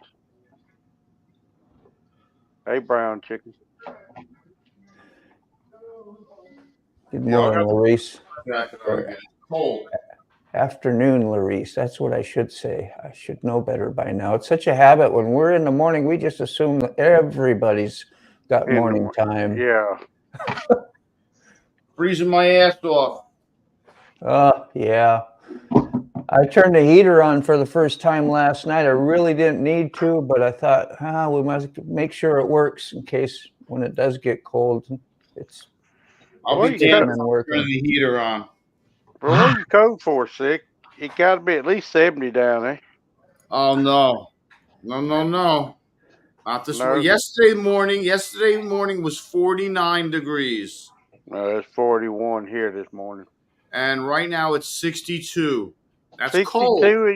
Cold, 62? Come on, man. Come on. It's cold. Of course, I reckon that would be cold for you to be used to 70s, 80s, 90s. Oh, 70? We didn't ever feel 70. It was at 8 a.m. It was 52 here. Oh, okay. Yeah, we got down into the 30s here, 39 degrees for a low, and it's let me see what we are. Hell no. Gosh, you guys. It's 47 now, Ray. Yeah, 41. I got my heat on. Yeah, I lit the pallet light on the heater upstairs because the old man gets cold. Oh, how to be a bachelor. There should be a motorcycle in that living room. You catch that, Sick? What? Yeah, you need a motorcycle in your living room next to you. You don't know how to be a bachelor. Oh, yeah. I can bring it right. I have a nice wide front door. Yeah, roll her on in, man. Roll her right in. Yeah, I make sure you have the camera on because I want to see that wheelie coming through the front door. I'm gonna do once everything's cleared out. I'm gonna be doing donuts in the living room. I was gonna say, yeah, you can do burnouts and everything now. Yeah. You got any experience of being a bachelor, Old Mac? I've went through periods between the different wives, like 3 or 4 weeks at a time. 3-4 weeks. You're awesome. Mac, Okay. dating at age 52 is like playing hide and seek by yourself. Let me tell you, I married when I was 50 on the day I turned 50, I married Ruth, and she had been married before. And at 50, you have a lot of questions. You know, you have a lot of things about going into the future, marrying at 50. Never. And she, of course, she stayed with me for 33 years. 33 years. 33 years, yeah. That was a win. Yeah, absolutely. And but boy, what a challenge! You know, marrying when you're 20 years of age. You're the boss. You know what's going on. But when you marry a woman when you're 50 years of age, and of course she's a mature woman too, it's a more of a comfortable marriage. I think there's a lot you have to prove when you're 20, but at 50, each one knows what the other one really needs and wants. That's how we. Yeah. Well, you gotta find somebody else who's happy with themselves to begin with. You know, it makes a big difference. They depend on you to, you know, meet their emotional needs without having their own. You know what I'm saying? It'd be a never-ending battle at that point. Well, I found being married at 20, you tend to be trying to raise your wife. You know, your mama taught you everything you need to know about being a man. You know, as far as how to respect a woman and stuff like that. But when you get up to where you're marrying at 50, it's no longer you're not having to train a new wife. She knows everything about marriage, and that's great. I know Ray knows what I'm talking about. Yeah. Not that he's that old, but he knows what to start over again. Yeah. 3 times. Got married when I was 50, 56, 54. I thought it was exactly the same thing. I went into it with, gosh, we're both mature people, you know, it's not going to be a problem. And I don't know, it was about a year relationship. And then she asked me, you know, I was like, yeah, I'd absolutely. Cause you know, I'm thinking I'm all up here and got things going on. I got some spirituality that I can deal with, which always would kind of help. But I lasted a year and a half, and somebody's not happy, they're going to go, you know. And I'm not pointing fingers, that's for sure. I'm sure it takes two to tango in anything, you know. But man, I was still honestly just happy to be there, and I was almost a little surprised, but not really. Anyway, yeah, that's just my story, but gosh, yeah. I think I'm going to be single for the rest of my life, honestly. And my mom, she's still single, so I don't know if that's something I have in my character or personality, or if it's just an intervention from above that's saving me from my next bad decision. Yeah, when I was yeah. Look at riding on Ruby. What he had to say about that. Let me find him over there. Yeah. I think everything happened for a reason. Yeah. Thank you, Dre. Yeah. It's comforting. No, going through marriages is not something you should pat you back. Oh, I'm on wife number 5. No, it just life took different turns, and it finally took till I was 50 years old before both parties came together that had the same interest and loved doing things that the other loved to do. It was never that just always pulling and pulling, you know. Yeah. Well, as much as I like to go, my wife don't ever say nothing about nothing. She just says go. Yeah, pretty much free reign. If you decide, hey, I want to go to Daytona, or I want to go see Sick or whatever, you don't have too much issues. Resistance. No, We just- she just Ray, she didn't take you to Ray's, right? I mean, you're a man on your own. That's a No. blessing. But just be I- there for the anniversaries and when it's time to go on a camping trip together, you know, that's a few things, Yeah. stuff like that you compromise with, and that's awesome. Yeah, I think that's why we get along so good. She don't tell me that I can or Yeah.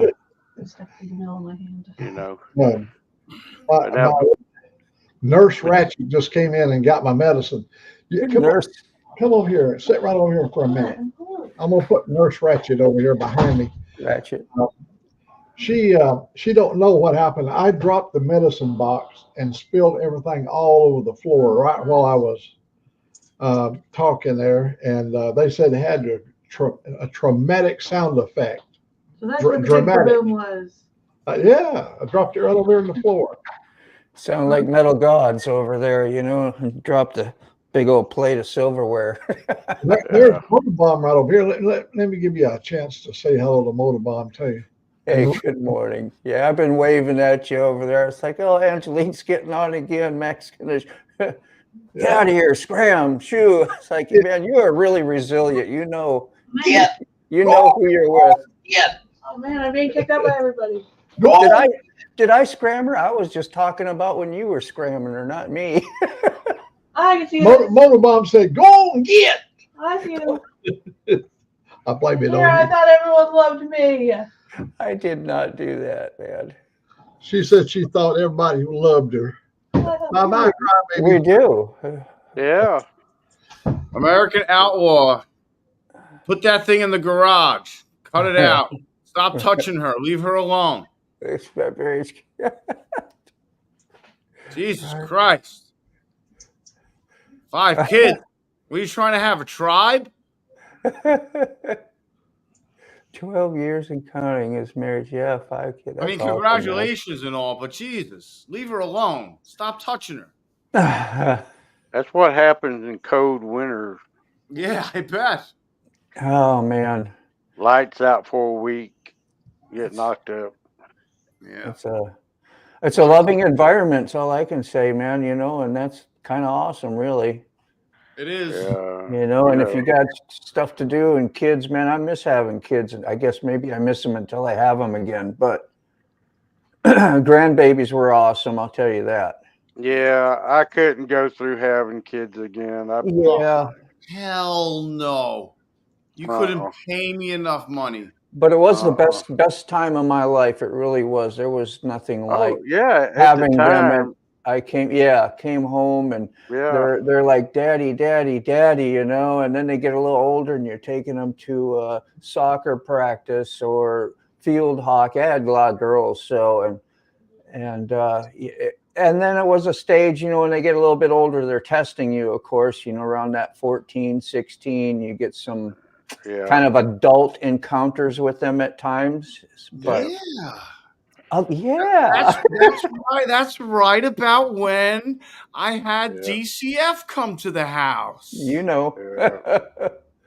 Hey, Sterling, I was married 10 years first time, a year the second time, and 25 the third time. 17 years, Sterling said. That's a long time. And then to get kind of separated, I'm sure that was a little bit of either a big relief or you know, the other way. Just depends, I guess. I loved my first wife. I thought everything was fine. We got married right out of high school. 10 years later, we sat at the dinner table. She said, I want a divorce. I'm like, yeah, okay, you know. She said, no, I'm serious. I said, yeah, okay, you know. But damn, she was serious. I said, why? She said, well, I never did get the chance to sow my wild oats. I said, well, baby, I reckon you can sow all you want now.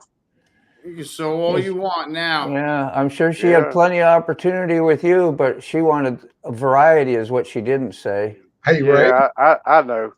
Hey, Ray, did you tell her? Crazy. Did you tell your first wife, I've been plowing you for 10 years, something hard to start sprouting? Yeah, something ought to start sprouting. That's great. Yeah. But I got No two kids, sons Ray? out of the marriage, and so it ain't a total loss.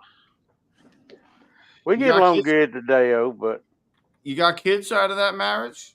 yeah, I got two sons. Okay. My youngest son passed at 21, Yeah. I'm sorry. but my oldest son, he was married with two boys. His wife got killed in a car wreck. She got married again, had three more. Wow. I got That's one daughter. Now my second marriage, I got my daughter out of that, and then Kaylee. I used to go. Me and my girl I dated was Katie's friend. So when she was married to Tony, we would go over there, and Kaylee, I used to change her diapers. So now she's 34, married, got kid. So she's my daughter. I don't look at her as a stepdaughter, yeah. Yeah. but 10 grandkids total. Yeah. Wow. We've Best been kind of kids, the ones that go home. Yeah. 7. Oh man, I'm going to be in December with my daughter Cindy. I'm going to spend a month in Washington State, and she's already planned out the whole thing. She's got it all mapped out what we're going to do. She takes charge, and my son, it's civil. They kind of banter back and forth. My son, he wanted to take charge, but my daughter's already. She said, "This is it. I'm planning. This is the way it's going to be." And she will be very thorough in planning, as long as it don't turn out to where everybody's fighting and arguing. I told him, I said, so I'm going to be there a month, but the moment any of you guys have your little disputes, keep them to yourself, but I don't want to see it. And if it gets too nasty, I'll head home. That's Yeah. all. Man, we'll be heading out of there. When I Yes. listen, I had the worst experience, I think, with my kids. When I left my ex-wife, she promised me that she would do everything in her power to keep me in jail. Mm. That's what was what she wanted. And it Bitter. took basically me and a couple other guys shut down the Bergen County work release program because they weren't doing the same kind of things to the women. So it was one-sided. You have to have the same for the men as you do for the women. Yeah. And they weren't doing that. And the freeholders were getting kickbacks. The attorneys and the friggin' public defenders were getting kickbacks. The sheriff's department was getting kickbacks. So we shut them down. It was great. It was one of the best feelings when I walked out of court without going to jail. Yeah, man. That had been really hard if you have somebody that desires you to be harmed and hurtful after you've been in a relationship, to not end up with major resentment, unless you got a really good. I know it took me a lot of conditioning upstairs to look at things differently. Otherwise, you put yourself through a tormenting hell at that point, or you allow somebody else to have that power over you. And it's hard because you get some end results. Sometimes you actually are there, It was unfortunate that I wasn't allowed to be a father to my children. Mm-hmm. That I was robbed of that. And I was essentially robbed of that. My kids were robbed of that. That's what more importantly.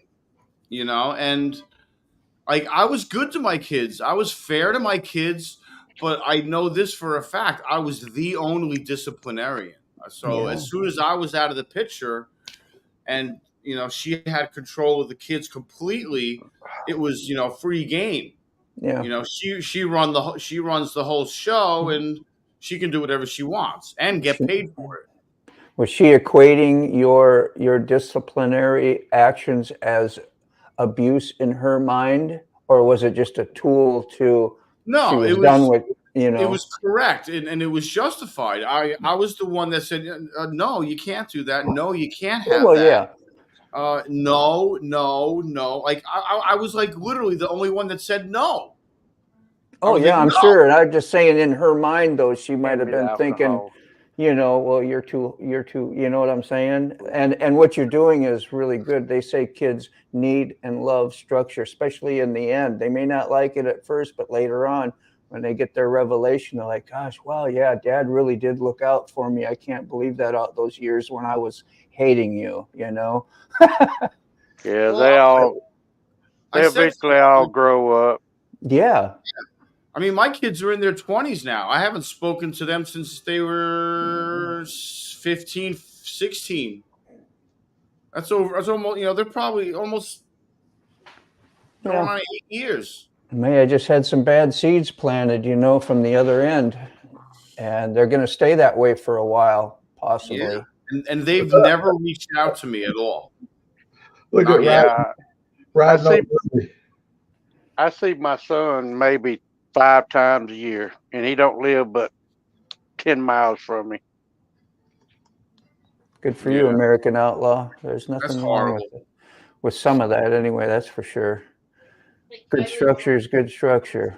I run my house like a boot camp. Just ask them, They know right from wrong. They know when they're going to have consequences and when they're not. There's no ifs, ands, or maybes. I was a debater, I played on anything when I was given a little break, what do you say? I used and abused those situations. I remember that being a kid and took that on to probably in some of my adult life, until you hit enough butt whoopings and I was ready. Then I could hear. Yeah. It's crazy. Yeah. I was dragged through the system, bro. Dragged. It was an unbelievable feeling when I walked into that courtroom and they asked me, "Do you accept this public defender as your attorney?" I said, "No, I do not." And everyone looked at me. Everyone, it was literally like a show. Everyone was like, "What did you say?"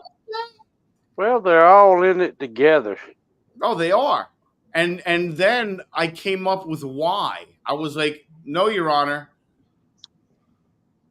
whatever his name was, is ineffective counsel.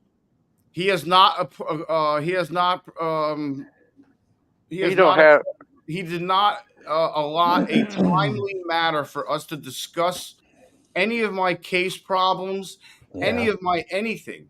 All I am is a pay or stay item. That's what either I pay you or I stay. And you have a revolving door here, which I am going to stop." Yeah, they don't have. And they were unable to lock me up because if they are unable to give you counsel, they cannot put you in jail. And they were unable to get me counsel. Well, they don't have your best interest. No, they don't. Anyway. It was pay or stay. Yeah. Pay or stay. And I went through it for years and years and years. Getting locked up, my parents paying, me paying, because the child support was at such a ridiculously high level. And then when I would go and try to get it lowered, they said, "It doesn't matter. You have the capability of making more money. We don't care." Yeah. Yeah. It don't, getting divorced back when I did, the man was screwed. Everything was for women. I understand that feeling. Mm-hmm. Oh, absolutely. Good. Yeah.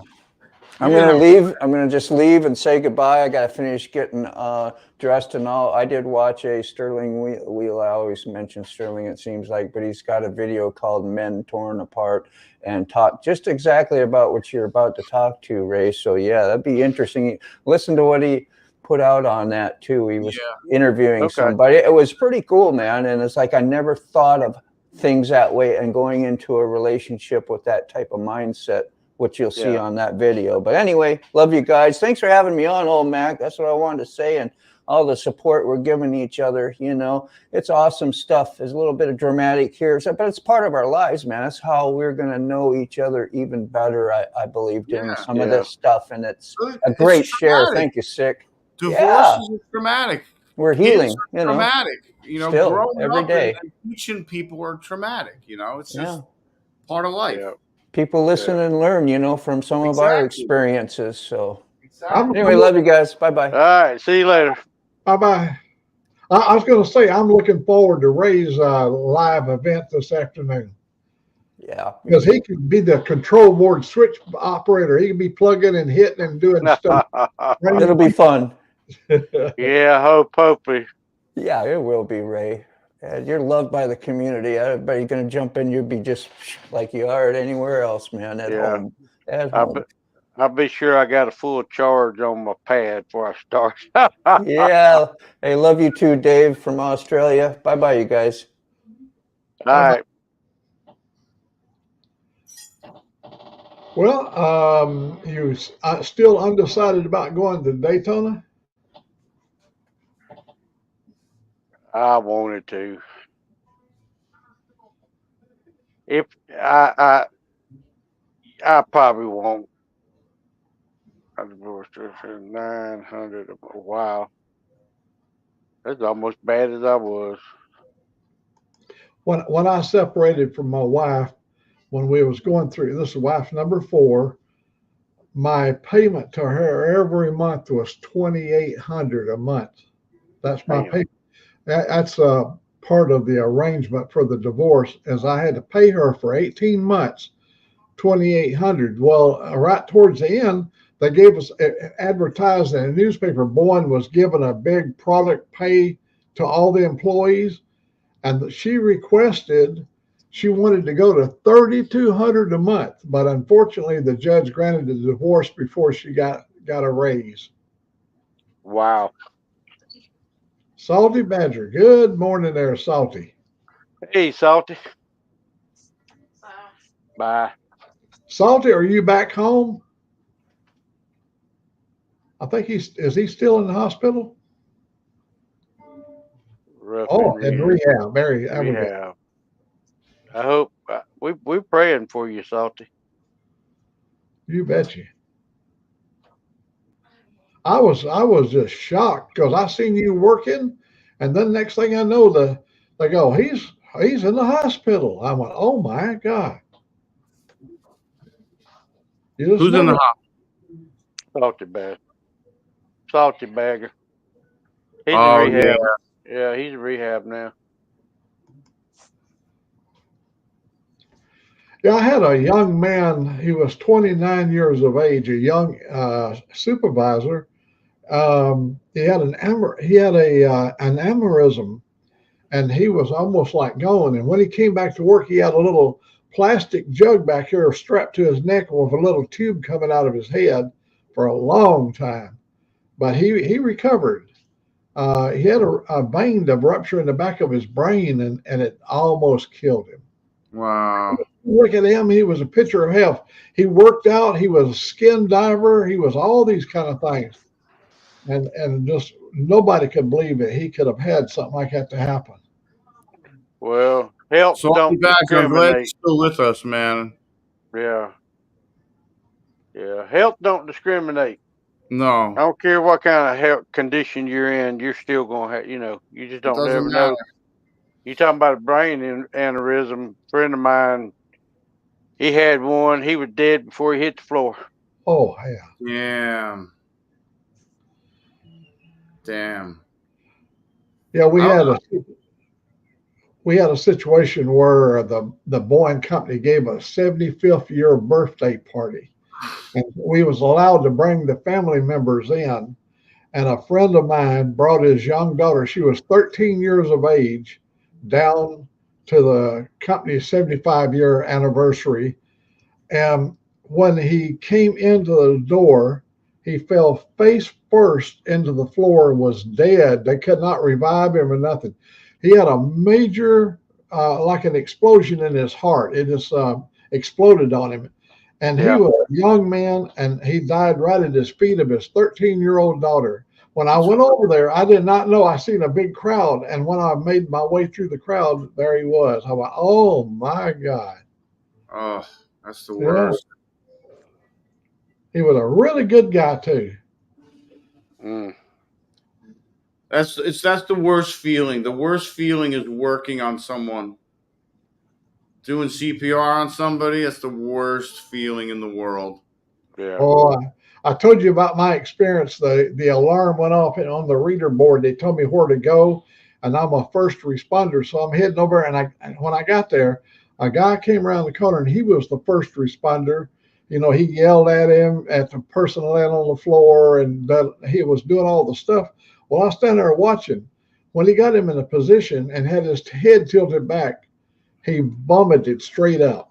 Oh no, because he had Oh, right after lunch, and God Almighty, he just took a towel, he thing, and just wiped his face off, Yeah, and that's horrible. oh, Ugh. oh. But he brought him back to life. Yeah, it's you know it's very rare. I think I got one person back once. The chances are 1 in 10 will survive. So the odds aren't good, but yeah, you have to try. yeah, And they have much better technology nowadays. They have the defibrillator that recognizes the safe rhythm, and it can tell when to shock them. You don't even have we never got trained with that. All my training is pre-defibrillator stuff. You know, we never carried it. The paramedics carried the defibrillators. We didn't even carry that. The ambulance guys now they carry it. Now they have jump pads. They have jump boxes at buildings.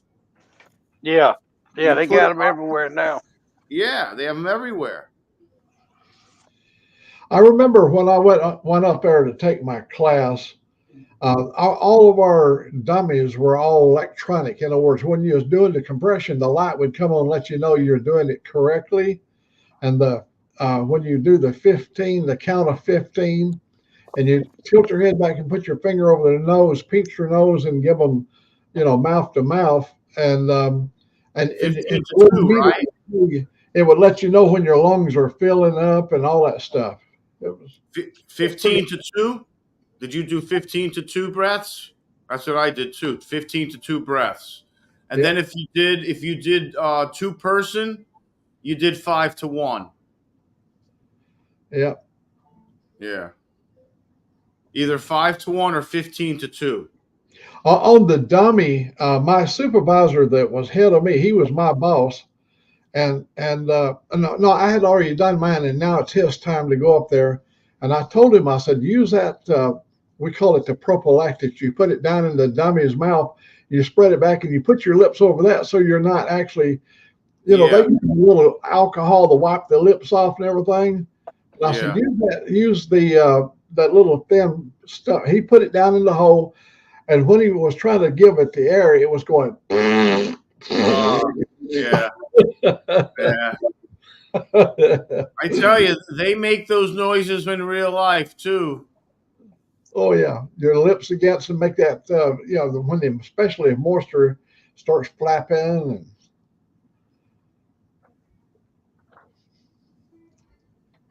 we just hope it. Well, I've made it 84 so far without having to have it.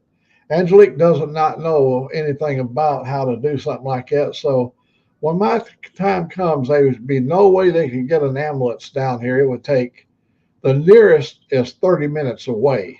Yeah. And Well, so you go to a doctor every year, Mac, right? twice a Right. year. Yeah, you don't fool around with that stuff. You get your ticker checked out and everything and all that, and okay, so you're good. You get a cardiogram every year and an EEKG every year and all that. No, they don't. If you don't have any kind of indicators, that's only, see, they do the couple of things. And if you've got an irregular heartbeat or something like that, then they may step it a little bit further. I've got United Healthcare plus my Medicare. That's good. And Okay. so, yeah, they only give you what they feel that you need. And Yeah, I'm basically healthy other than my neuropathy in my feet and in my legs, and of course, of being a diabetic. Yeah. And that big yeah, box of medicine is my vitamins. I don't take a lot of medicine. I take a lot of vitamins. yeah. Uh, I got to start taking a multivitamin. I take ester C every day. because Paul Harvey told me when I was truck driving, ester C would extend your life. He's dead, of course, but I've been taking it ever since, and I believe in the stuff. It keeps my immunity up. And That's good. I tell you what is scary. They drawed blood from me, and when I got home, they called me. They said, "Get down here. Your potassium is at fatal level. 6 is fatal, and I was at 5.6. Fatal. I didn't even know there was a fatal level of potassium. Really? How does your potassium? What lets your potassium build up and not come down? Here's what happened. I had leg cramps. So I watch all these things on YouTube. They said, you want to take these potassium pills that you can buy at Walgreens. Oh. So I was chugging them like that. And of course, I'd peel me back a banana. I love bananas, and I was overloading my system with potassium. So we cut out on the potassium pills. And she asked me, how come you taking so much potassium? I said, trying to get rid of the cramps in my legs. Because with neuropathy, you get these massive cramps in your legs. I know. Yeah. I've had neuropathy for over 10 years. Yeah. Mac, go ahead. Go ahead, Ray. No, go ahead. Finish up what you're saying. I mean, I got diabetes in my 20s. And it was pretty much stress induced from the divorce. I think it was. There was no other reason for a healthy 20-something-year-old man to get diabetes, for his pancreas to take a total crap. Yeah. So it was the stress. That's why my pancreas stopped working. Something had to give. Go ahead, Ray. Yeah, Matt. The other day you talking about all the cars you had. I'm sitting here next to a box of pictures. I'm just sitting here looking at them. That was me back in the. Woo! Is that a Dart? Or is that a Nova? I'm trying to get where it ain't no glare on it. That's a Nova. Yeah, is that a Nova? 70. Nice. That was me, and this Was is over. That a big block? Yeah, and this was the 84 Chevrolet truck I built and tubbed out. Had a 383 stroker motor in it. Oh, nice. Had the biggest tires. I had Mickey Thompson's up underneath the back of it. Sweet. Tubbed it out and aired up the rear end. Wow.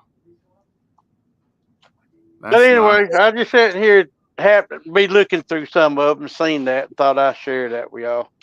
Did you have wheelie bars on that truck? No, I didn't need it because such a long wheelbase. Oh, okay. Been a short wheelbase might possible.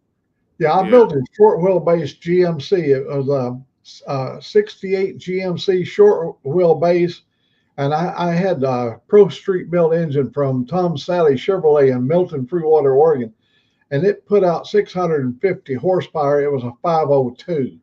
Wow. And it came with the Dominator set up on the top, instead of the carburetor, it had the Dominator system.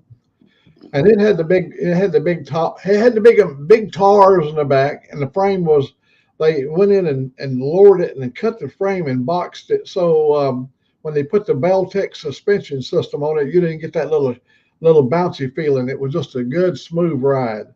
I brought it from Washington down here. I trailered it down here, and when my son turned 35 years old, he got out of the Marine Corps. I give it to him for something to have when he got out of the Corps. And he had been through some combat situations, and he had it about a year, and he traded it in on a car for his wife. Really? Yeah, I had over $30,000 in that truck. Wow. Yeah. It don't take much. I can't tell you a godless amount of money I spent on hot rods. You become first name basis with guys at Summit Brothers. Yeah. Exactly. We got Summit's racing about 20 miles from me. Ah. Wow. Yeah, there's another company I ordered the dash pad. The vinyl had cracked, and I got a new dash pad, put that in, Then I had 3 custom seats, 3 bucket seats put in the truck. The middle console, you could fold it down and you had your place for your cassettes and all that stuff, or you could raise it up and that would be the back of the seat. So I had 3 sets of seat belts, and so a third person. I had BMW Hydro. I had the 4L60. Yeah, 4L6. Yeah, 4L60 transmission with BMW Hydro shifter. I had lock-up torque converter on it. It had all the nice stuff. Yeah. That's what I had in race car. I had a power glide with a trans brake and all of that. Sure, I love that power glide transmission when we was racing. That was the best. I mean, overall, you had all kinds of other kind of Chrysler's torque flat back in the early days. The early old cast iron torque flats, they was bulletproof. The C6 Ford automatic, they were bulletproof, but nothing ever beat the power glide. The 2-speed, you could take, when you had an engine built, would turn over 7,000 RPM. Power glide was the perfect transmission. Yeah. You know, the time you got up at your RPM range and up in the end of your top gear there, or your second gear, you're at the end of the quarter mile. Yeah. It's beautiful. Yeah, I shifted into high about 3/4 of a way down the track. That's awesome. That's where my power band was. Yeah, that's right. You don't have all that right now. And now with the 4L60, you had that extra low gear for coming out of the hole. And if you had a good torque converter on there where you could load the torque converter up before you come out of the hole, we used to power out of the hole with the torque converter. Yeah. And that 4L60 would just give you that first real hard jump out of the hole.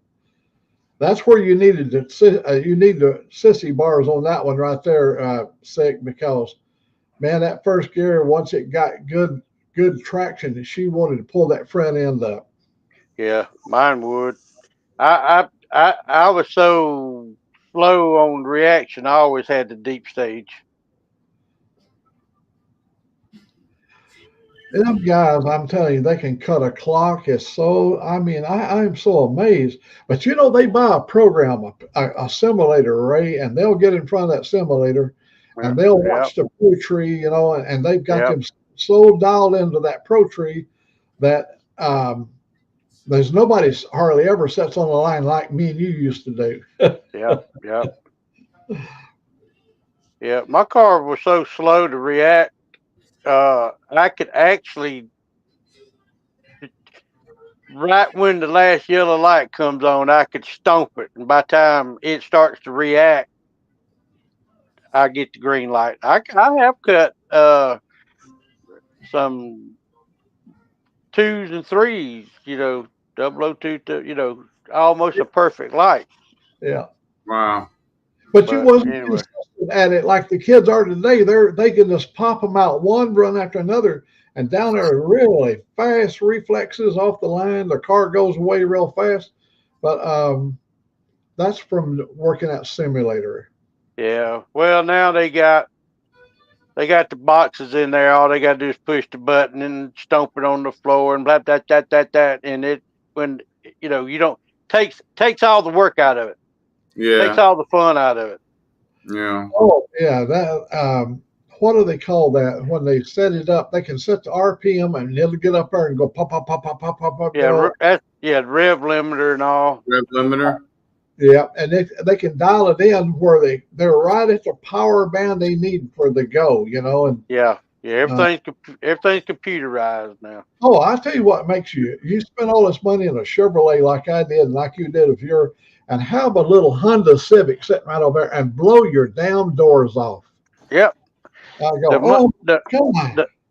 The money we used to spend to go fast, now you can go out here today and buy a 4-cylinder that I just blow you off the road.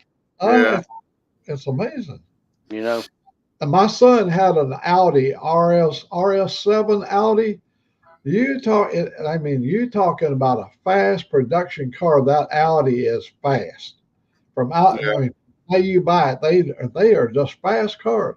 And one of my relatives bought an RS8, the V8 525 horsepower aluminum V8.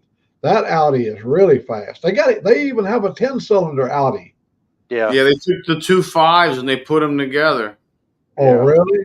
Yeah, they put them like back to back or something, and they made it a 10-cylinder because they had 5 cylinders. They made them 10s. Yeah. In 1962, I drove a V12 General Motors truck, GM cab over with a V12 in it. That was two 304 cubic inch 6s bolted together, gasoline powered truck. Wow. 12 gasoline power and a cab over GMC truck. That's awesome. That's pretty 62. crazy. Yeah, because back 40 years ago, we spent thousands and thousands and thousands of dollars on a motor to make it go fast. You can go out here today and buy you a Dodge Charger outrun, Anything. Yeah. Yeah, you can buy the engine and put it in anything you want to put it in. You can get that Scat Pack or whatever they call it, the Hemi. You can buy that thing. Yeah, I think it's the Hellcat now. The Hellcat's the badass one. Yeah. They got a Elephant motor. It's like 1,000 horsepower. Yeah. It's amazing. Yeah, you can buy those crate motors with all that horsepower all built in. Yeah. Yeah, that motor's $35,000 though. Yeah. It's funny. That motor's twice the price of a Hyundai. Yeah. I had my Mustang GT. It had the Coyote engine in it, and that thing just to buy one. I ain't talking about a brand new one. $10,000 if you found one at a wrecking yard, low mileage. $10,000 for that Coyote engine. Wow. But they would that, especially that single plane Coyote, that thing would turn 7,500 RPM. It's got a good sound to it. Oh yeah. Yeah, Ruby. I had one on my pickup, but them big tires on back, I just pushed the front tires. Sterling rented a red eye a Hellcat red eye. You ready to go outside? In Vegas. It had like 900 horsepower, 800 horsepower or something. He said it was ridiculous. He said it was absurd. It was absurd the amount of power. He said that he would put the throttle halfway down at 90 and it would spin the wheels and the traction control would kick it in and it would lock it would hook back up. I was like, damn, dude. That's crazy. I'll see if I have my truck. I got pictures of my truck hanging on the wall somewhere, but it's not right here. 90 mile an hour peel outs. Burnouts at 90 miles an hour. Stupid. You don't want to go outside? That's fantastic. Everyone should do donuts at 90 miles an hour. You don't want to go outside? Whole shots at 90 miles an hour. Everyone should be able to break it loose at 90. Mm-hmm. That thing. As long as it stays straight. Yeah, as long as you stay straight. I have no idea what I want to talk about tonight. Oh, they'll give you an idea. We'll tell you what to talk about. If you invite me into the room there, you'll have a subject every 3 minutes. Well, yeah, Mr. Gregory, just to take some notes. Do some notes. Like if you wanna like talk about a certain something, like put down some ideas on a piece of paper. And then this way, like if there's like if no one has nothing to talk about, pick one of those things you can start talking about. You know? Well, one thing I want to talk about is I'm gonna slow down on videos. Yeah, it seems like everybody loves my Wednesday talk and ride, but I don't hardly get nothing on my. It's just hard to put. I put out Monday, Wednesdays, and Fridays, and it's just getting, That's a lot. It's coming on winter. It's gonna be cold. You're gonna have to start doing garage talk or something. I know it, right? Yeah. Oh, yeah. If I wake up on a Wednesday If raining, we might, Dicking around in the shed. dicking around in the garage. Yeah. Yeah. Well, if you feature one of you, if you go out in your garage and feature one of your bikes, and and of course everybody's going to have comments, and they're going to have their bike they're going to want to post, and that way you're not out there in the cold rain, and you're still a part of the biking, the biking theme would still go on. So Yep. Yep. Yeah. You're right, American Outlaw. I shouldn't. But I mean, I like doing my Wednesdays because I think everybody looks forward to my Wednesday talk and ride. I could probably just get by with doing a Wednesday talk and ride. Oh, that's awesome, dude. Oh, I have to ask if I can show this on screen. I don't know if I'm allowed to show this. Can I show this on screen? well, we'll have to see it, and the committee will vote on it.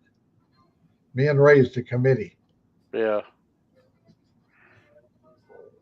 I have to ask him first. Let me ask him first. Hold on. Who? Yeah.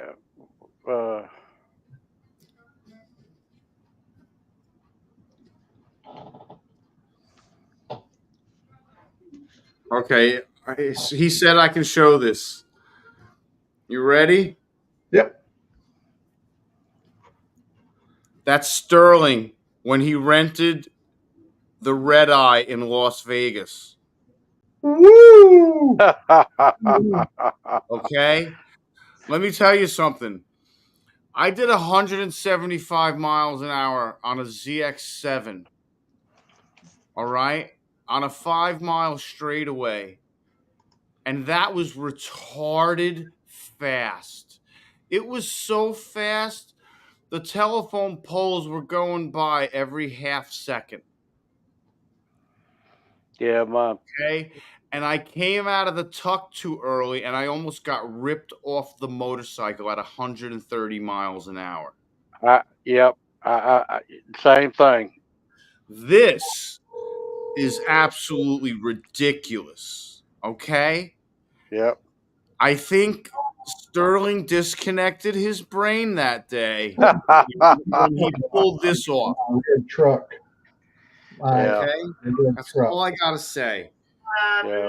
We when I had my crotch rocket, I don't have one. it topped out 165. But you should have one on your computer somewhere. How about in the hallway? Let me go look. I'm trying to get a picture of my red truck. I was going to share with you guys too. All right, let me see what I can find. Okay. Okay, thanks. No problem. Bye. Yeah, but my crotch rocket pegged out 165. We coming back from Myrtle Beach, hungover, and I had it pegged at 165. And same thing, my back got to hurting, and I lifted up just enough that wind caught my helmet. I'm like, Oh, yeah. It almost took me off.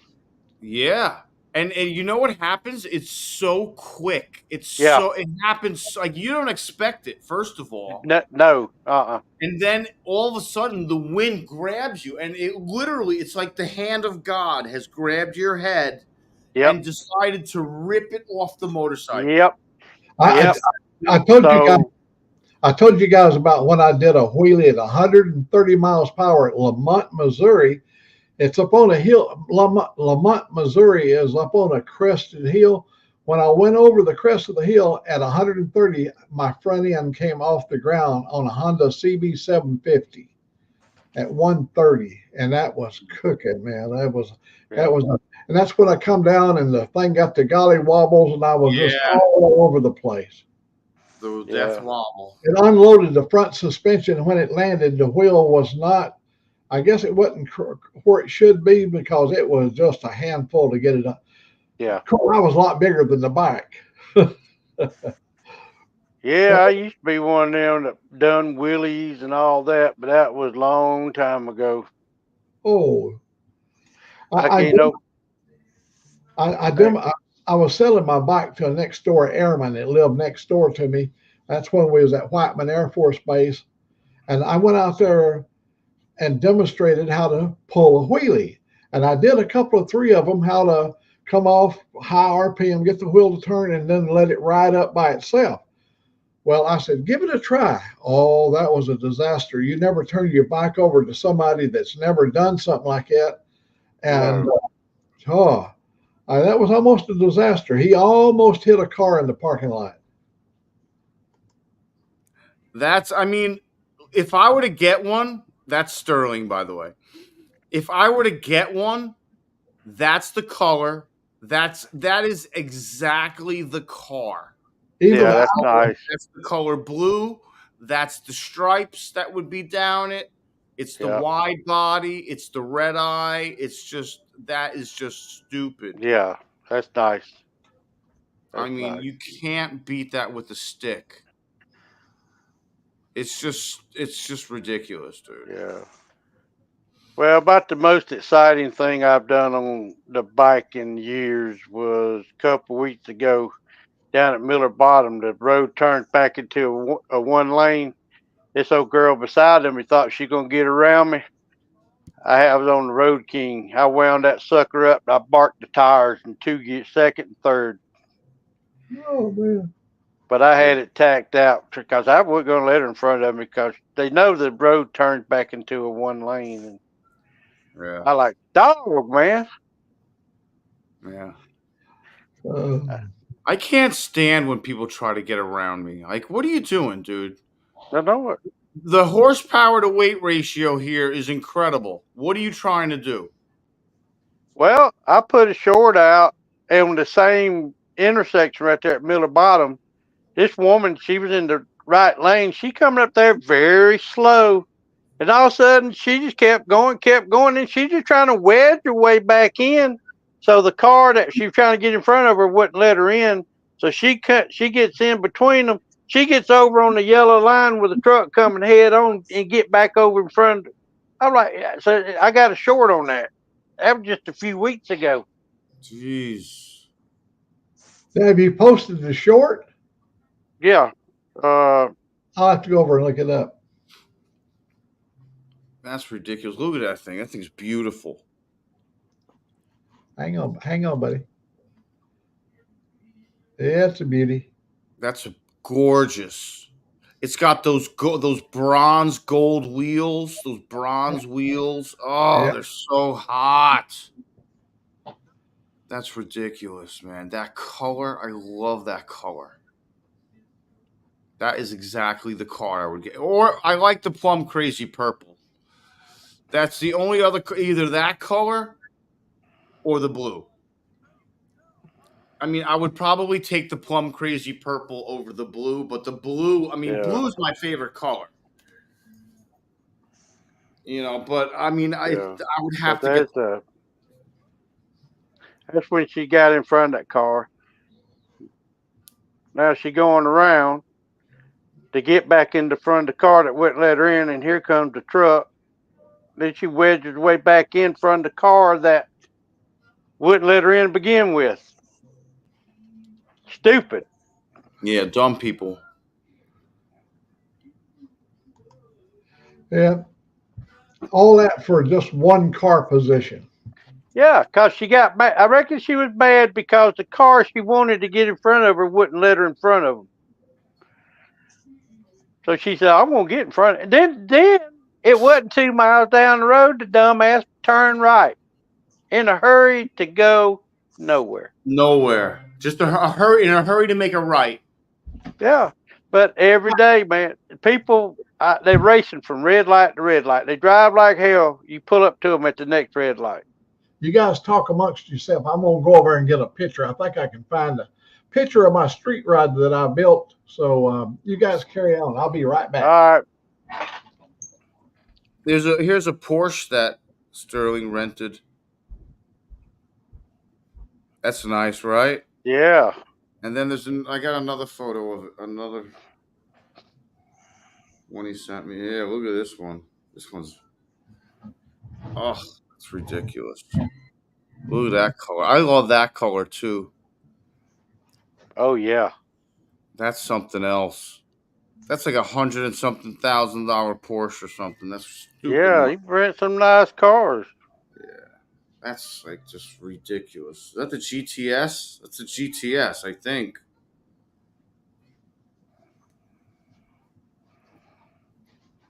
Wow. I gotta check on Leia. I think she's sunning herself. Okay.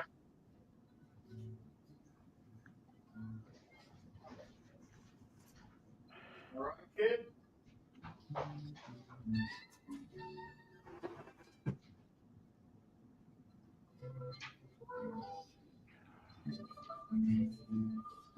I was reckon I could be reading the comments, y'all. Hell yeah, never schedule. I'm lucky if I could kill Mexico you. Blue GT3. Okay. Oh, what did I call it? Is it a G? Did I call it a GT3? Blue. I don't know. That thing's ridiculous, man. So fast. Now, Sterling, did that have the dual clutch auto, or did it have the 6-speed manual? I think they started coming out with autos on those. I don't know. They may have been in manuals. I don't know if they stopped making manuals. I think Porsche stopped making manuals. Look for me a picture. That's what I'm doing. I think everybody stopped making manuals practically. Let me show you guys a few pictures. Now, I couldn't find my truck. I got a whole album on the truck, but when I was on the aircraft carrier in Nimitz, here we are off the coast of Hawaii. Well, you can't see the land. We're 30 or 40 miles off the coast, off the island. But let me see. Let me turn this off over here. Might make it better. Wow. That's from the 09. I'm up on the 09 deck taking pictures. Now, this ain't landing. This is takeoff here, non-catapult assist. Here's catapult.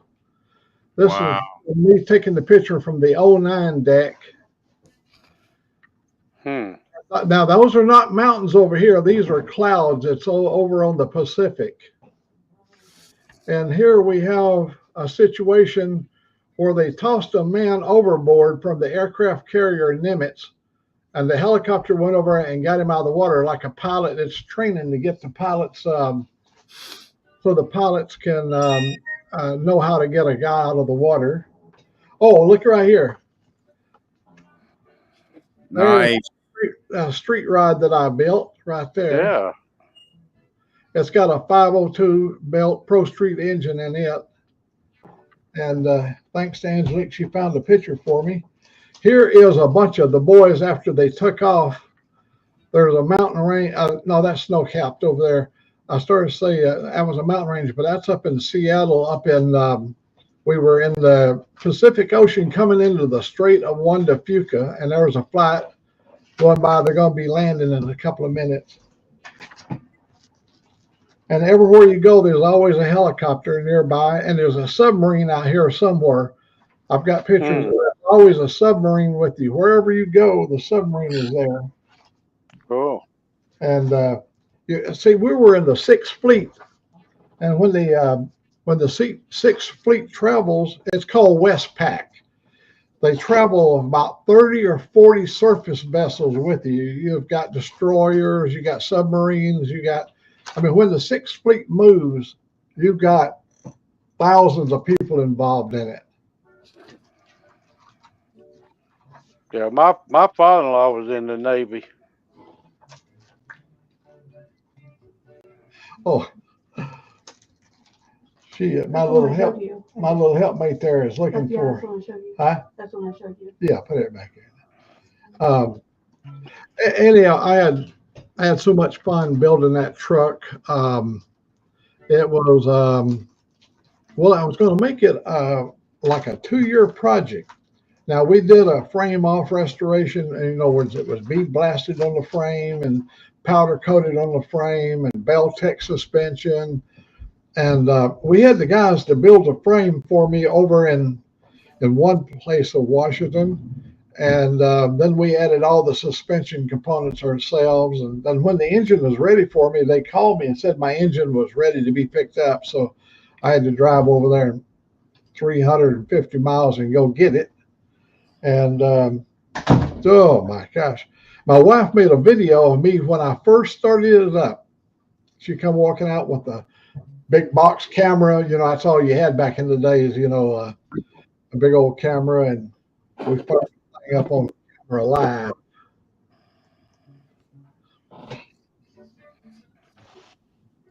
So yeah, we had a lot of fun with car racing, Ray, over the years.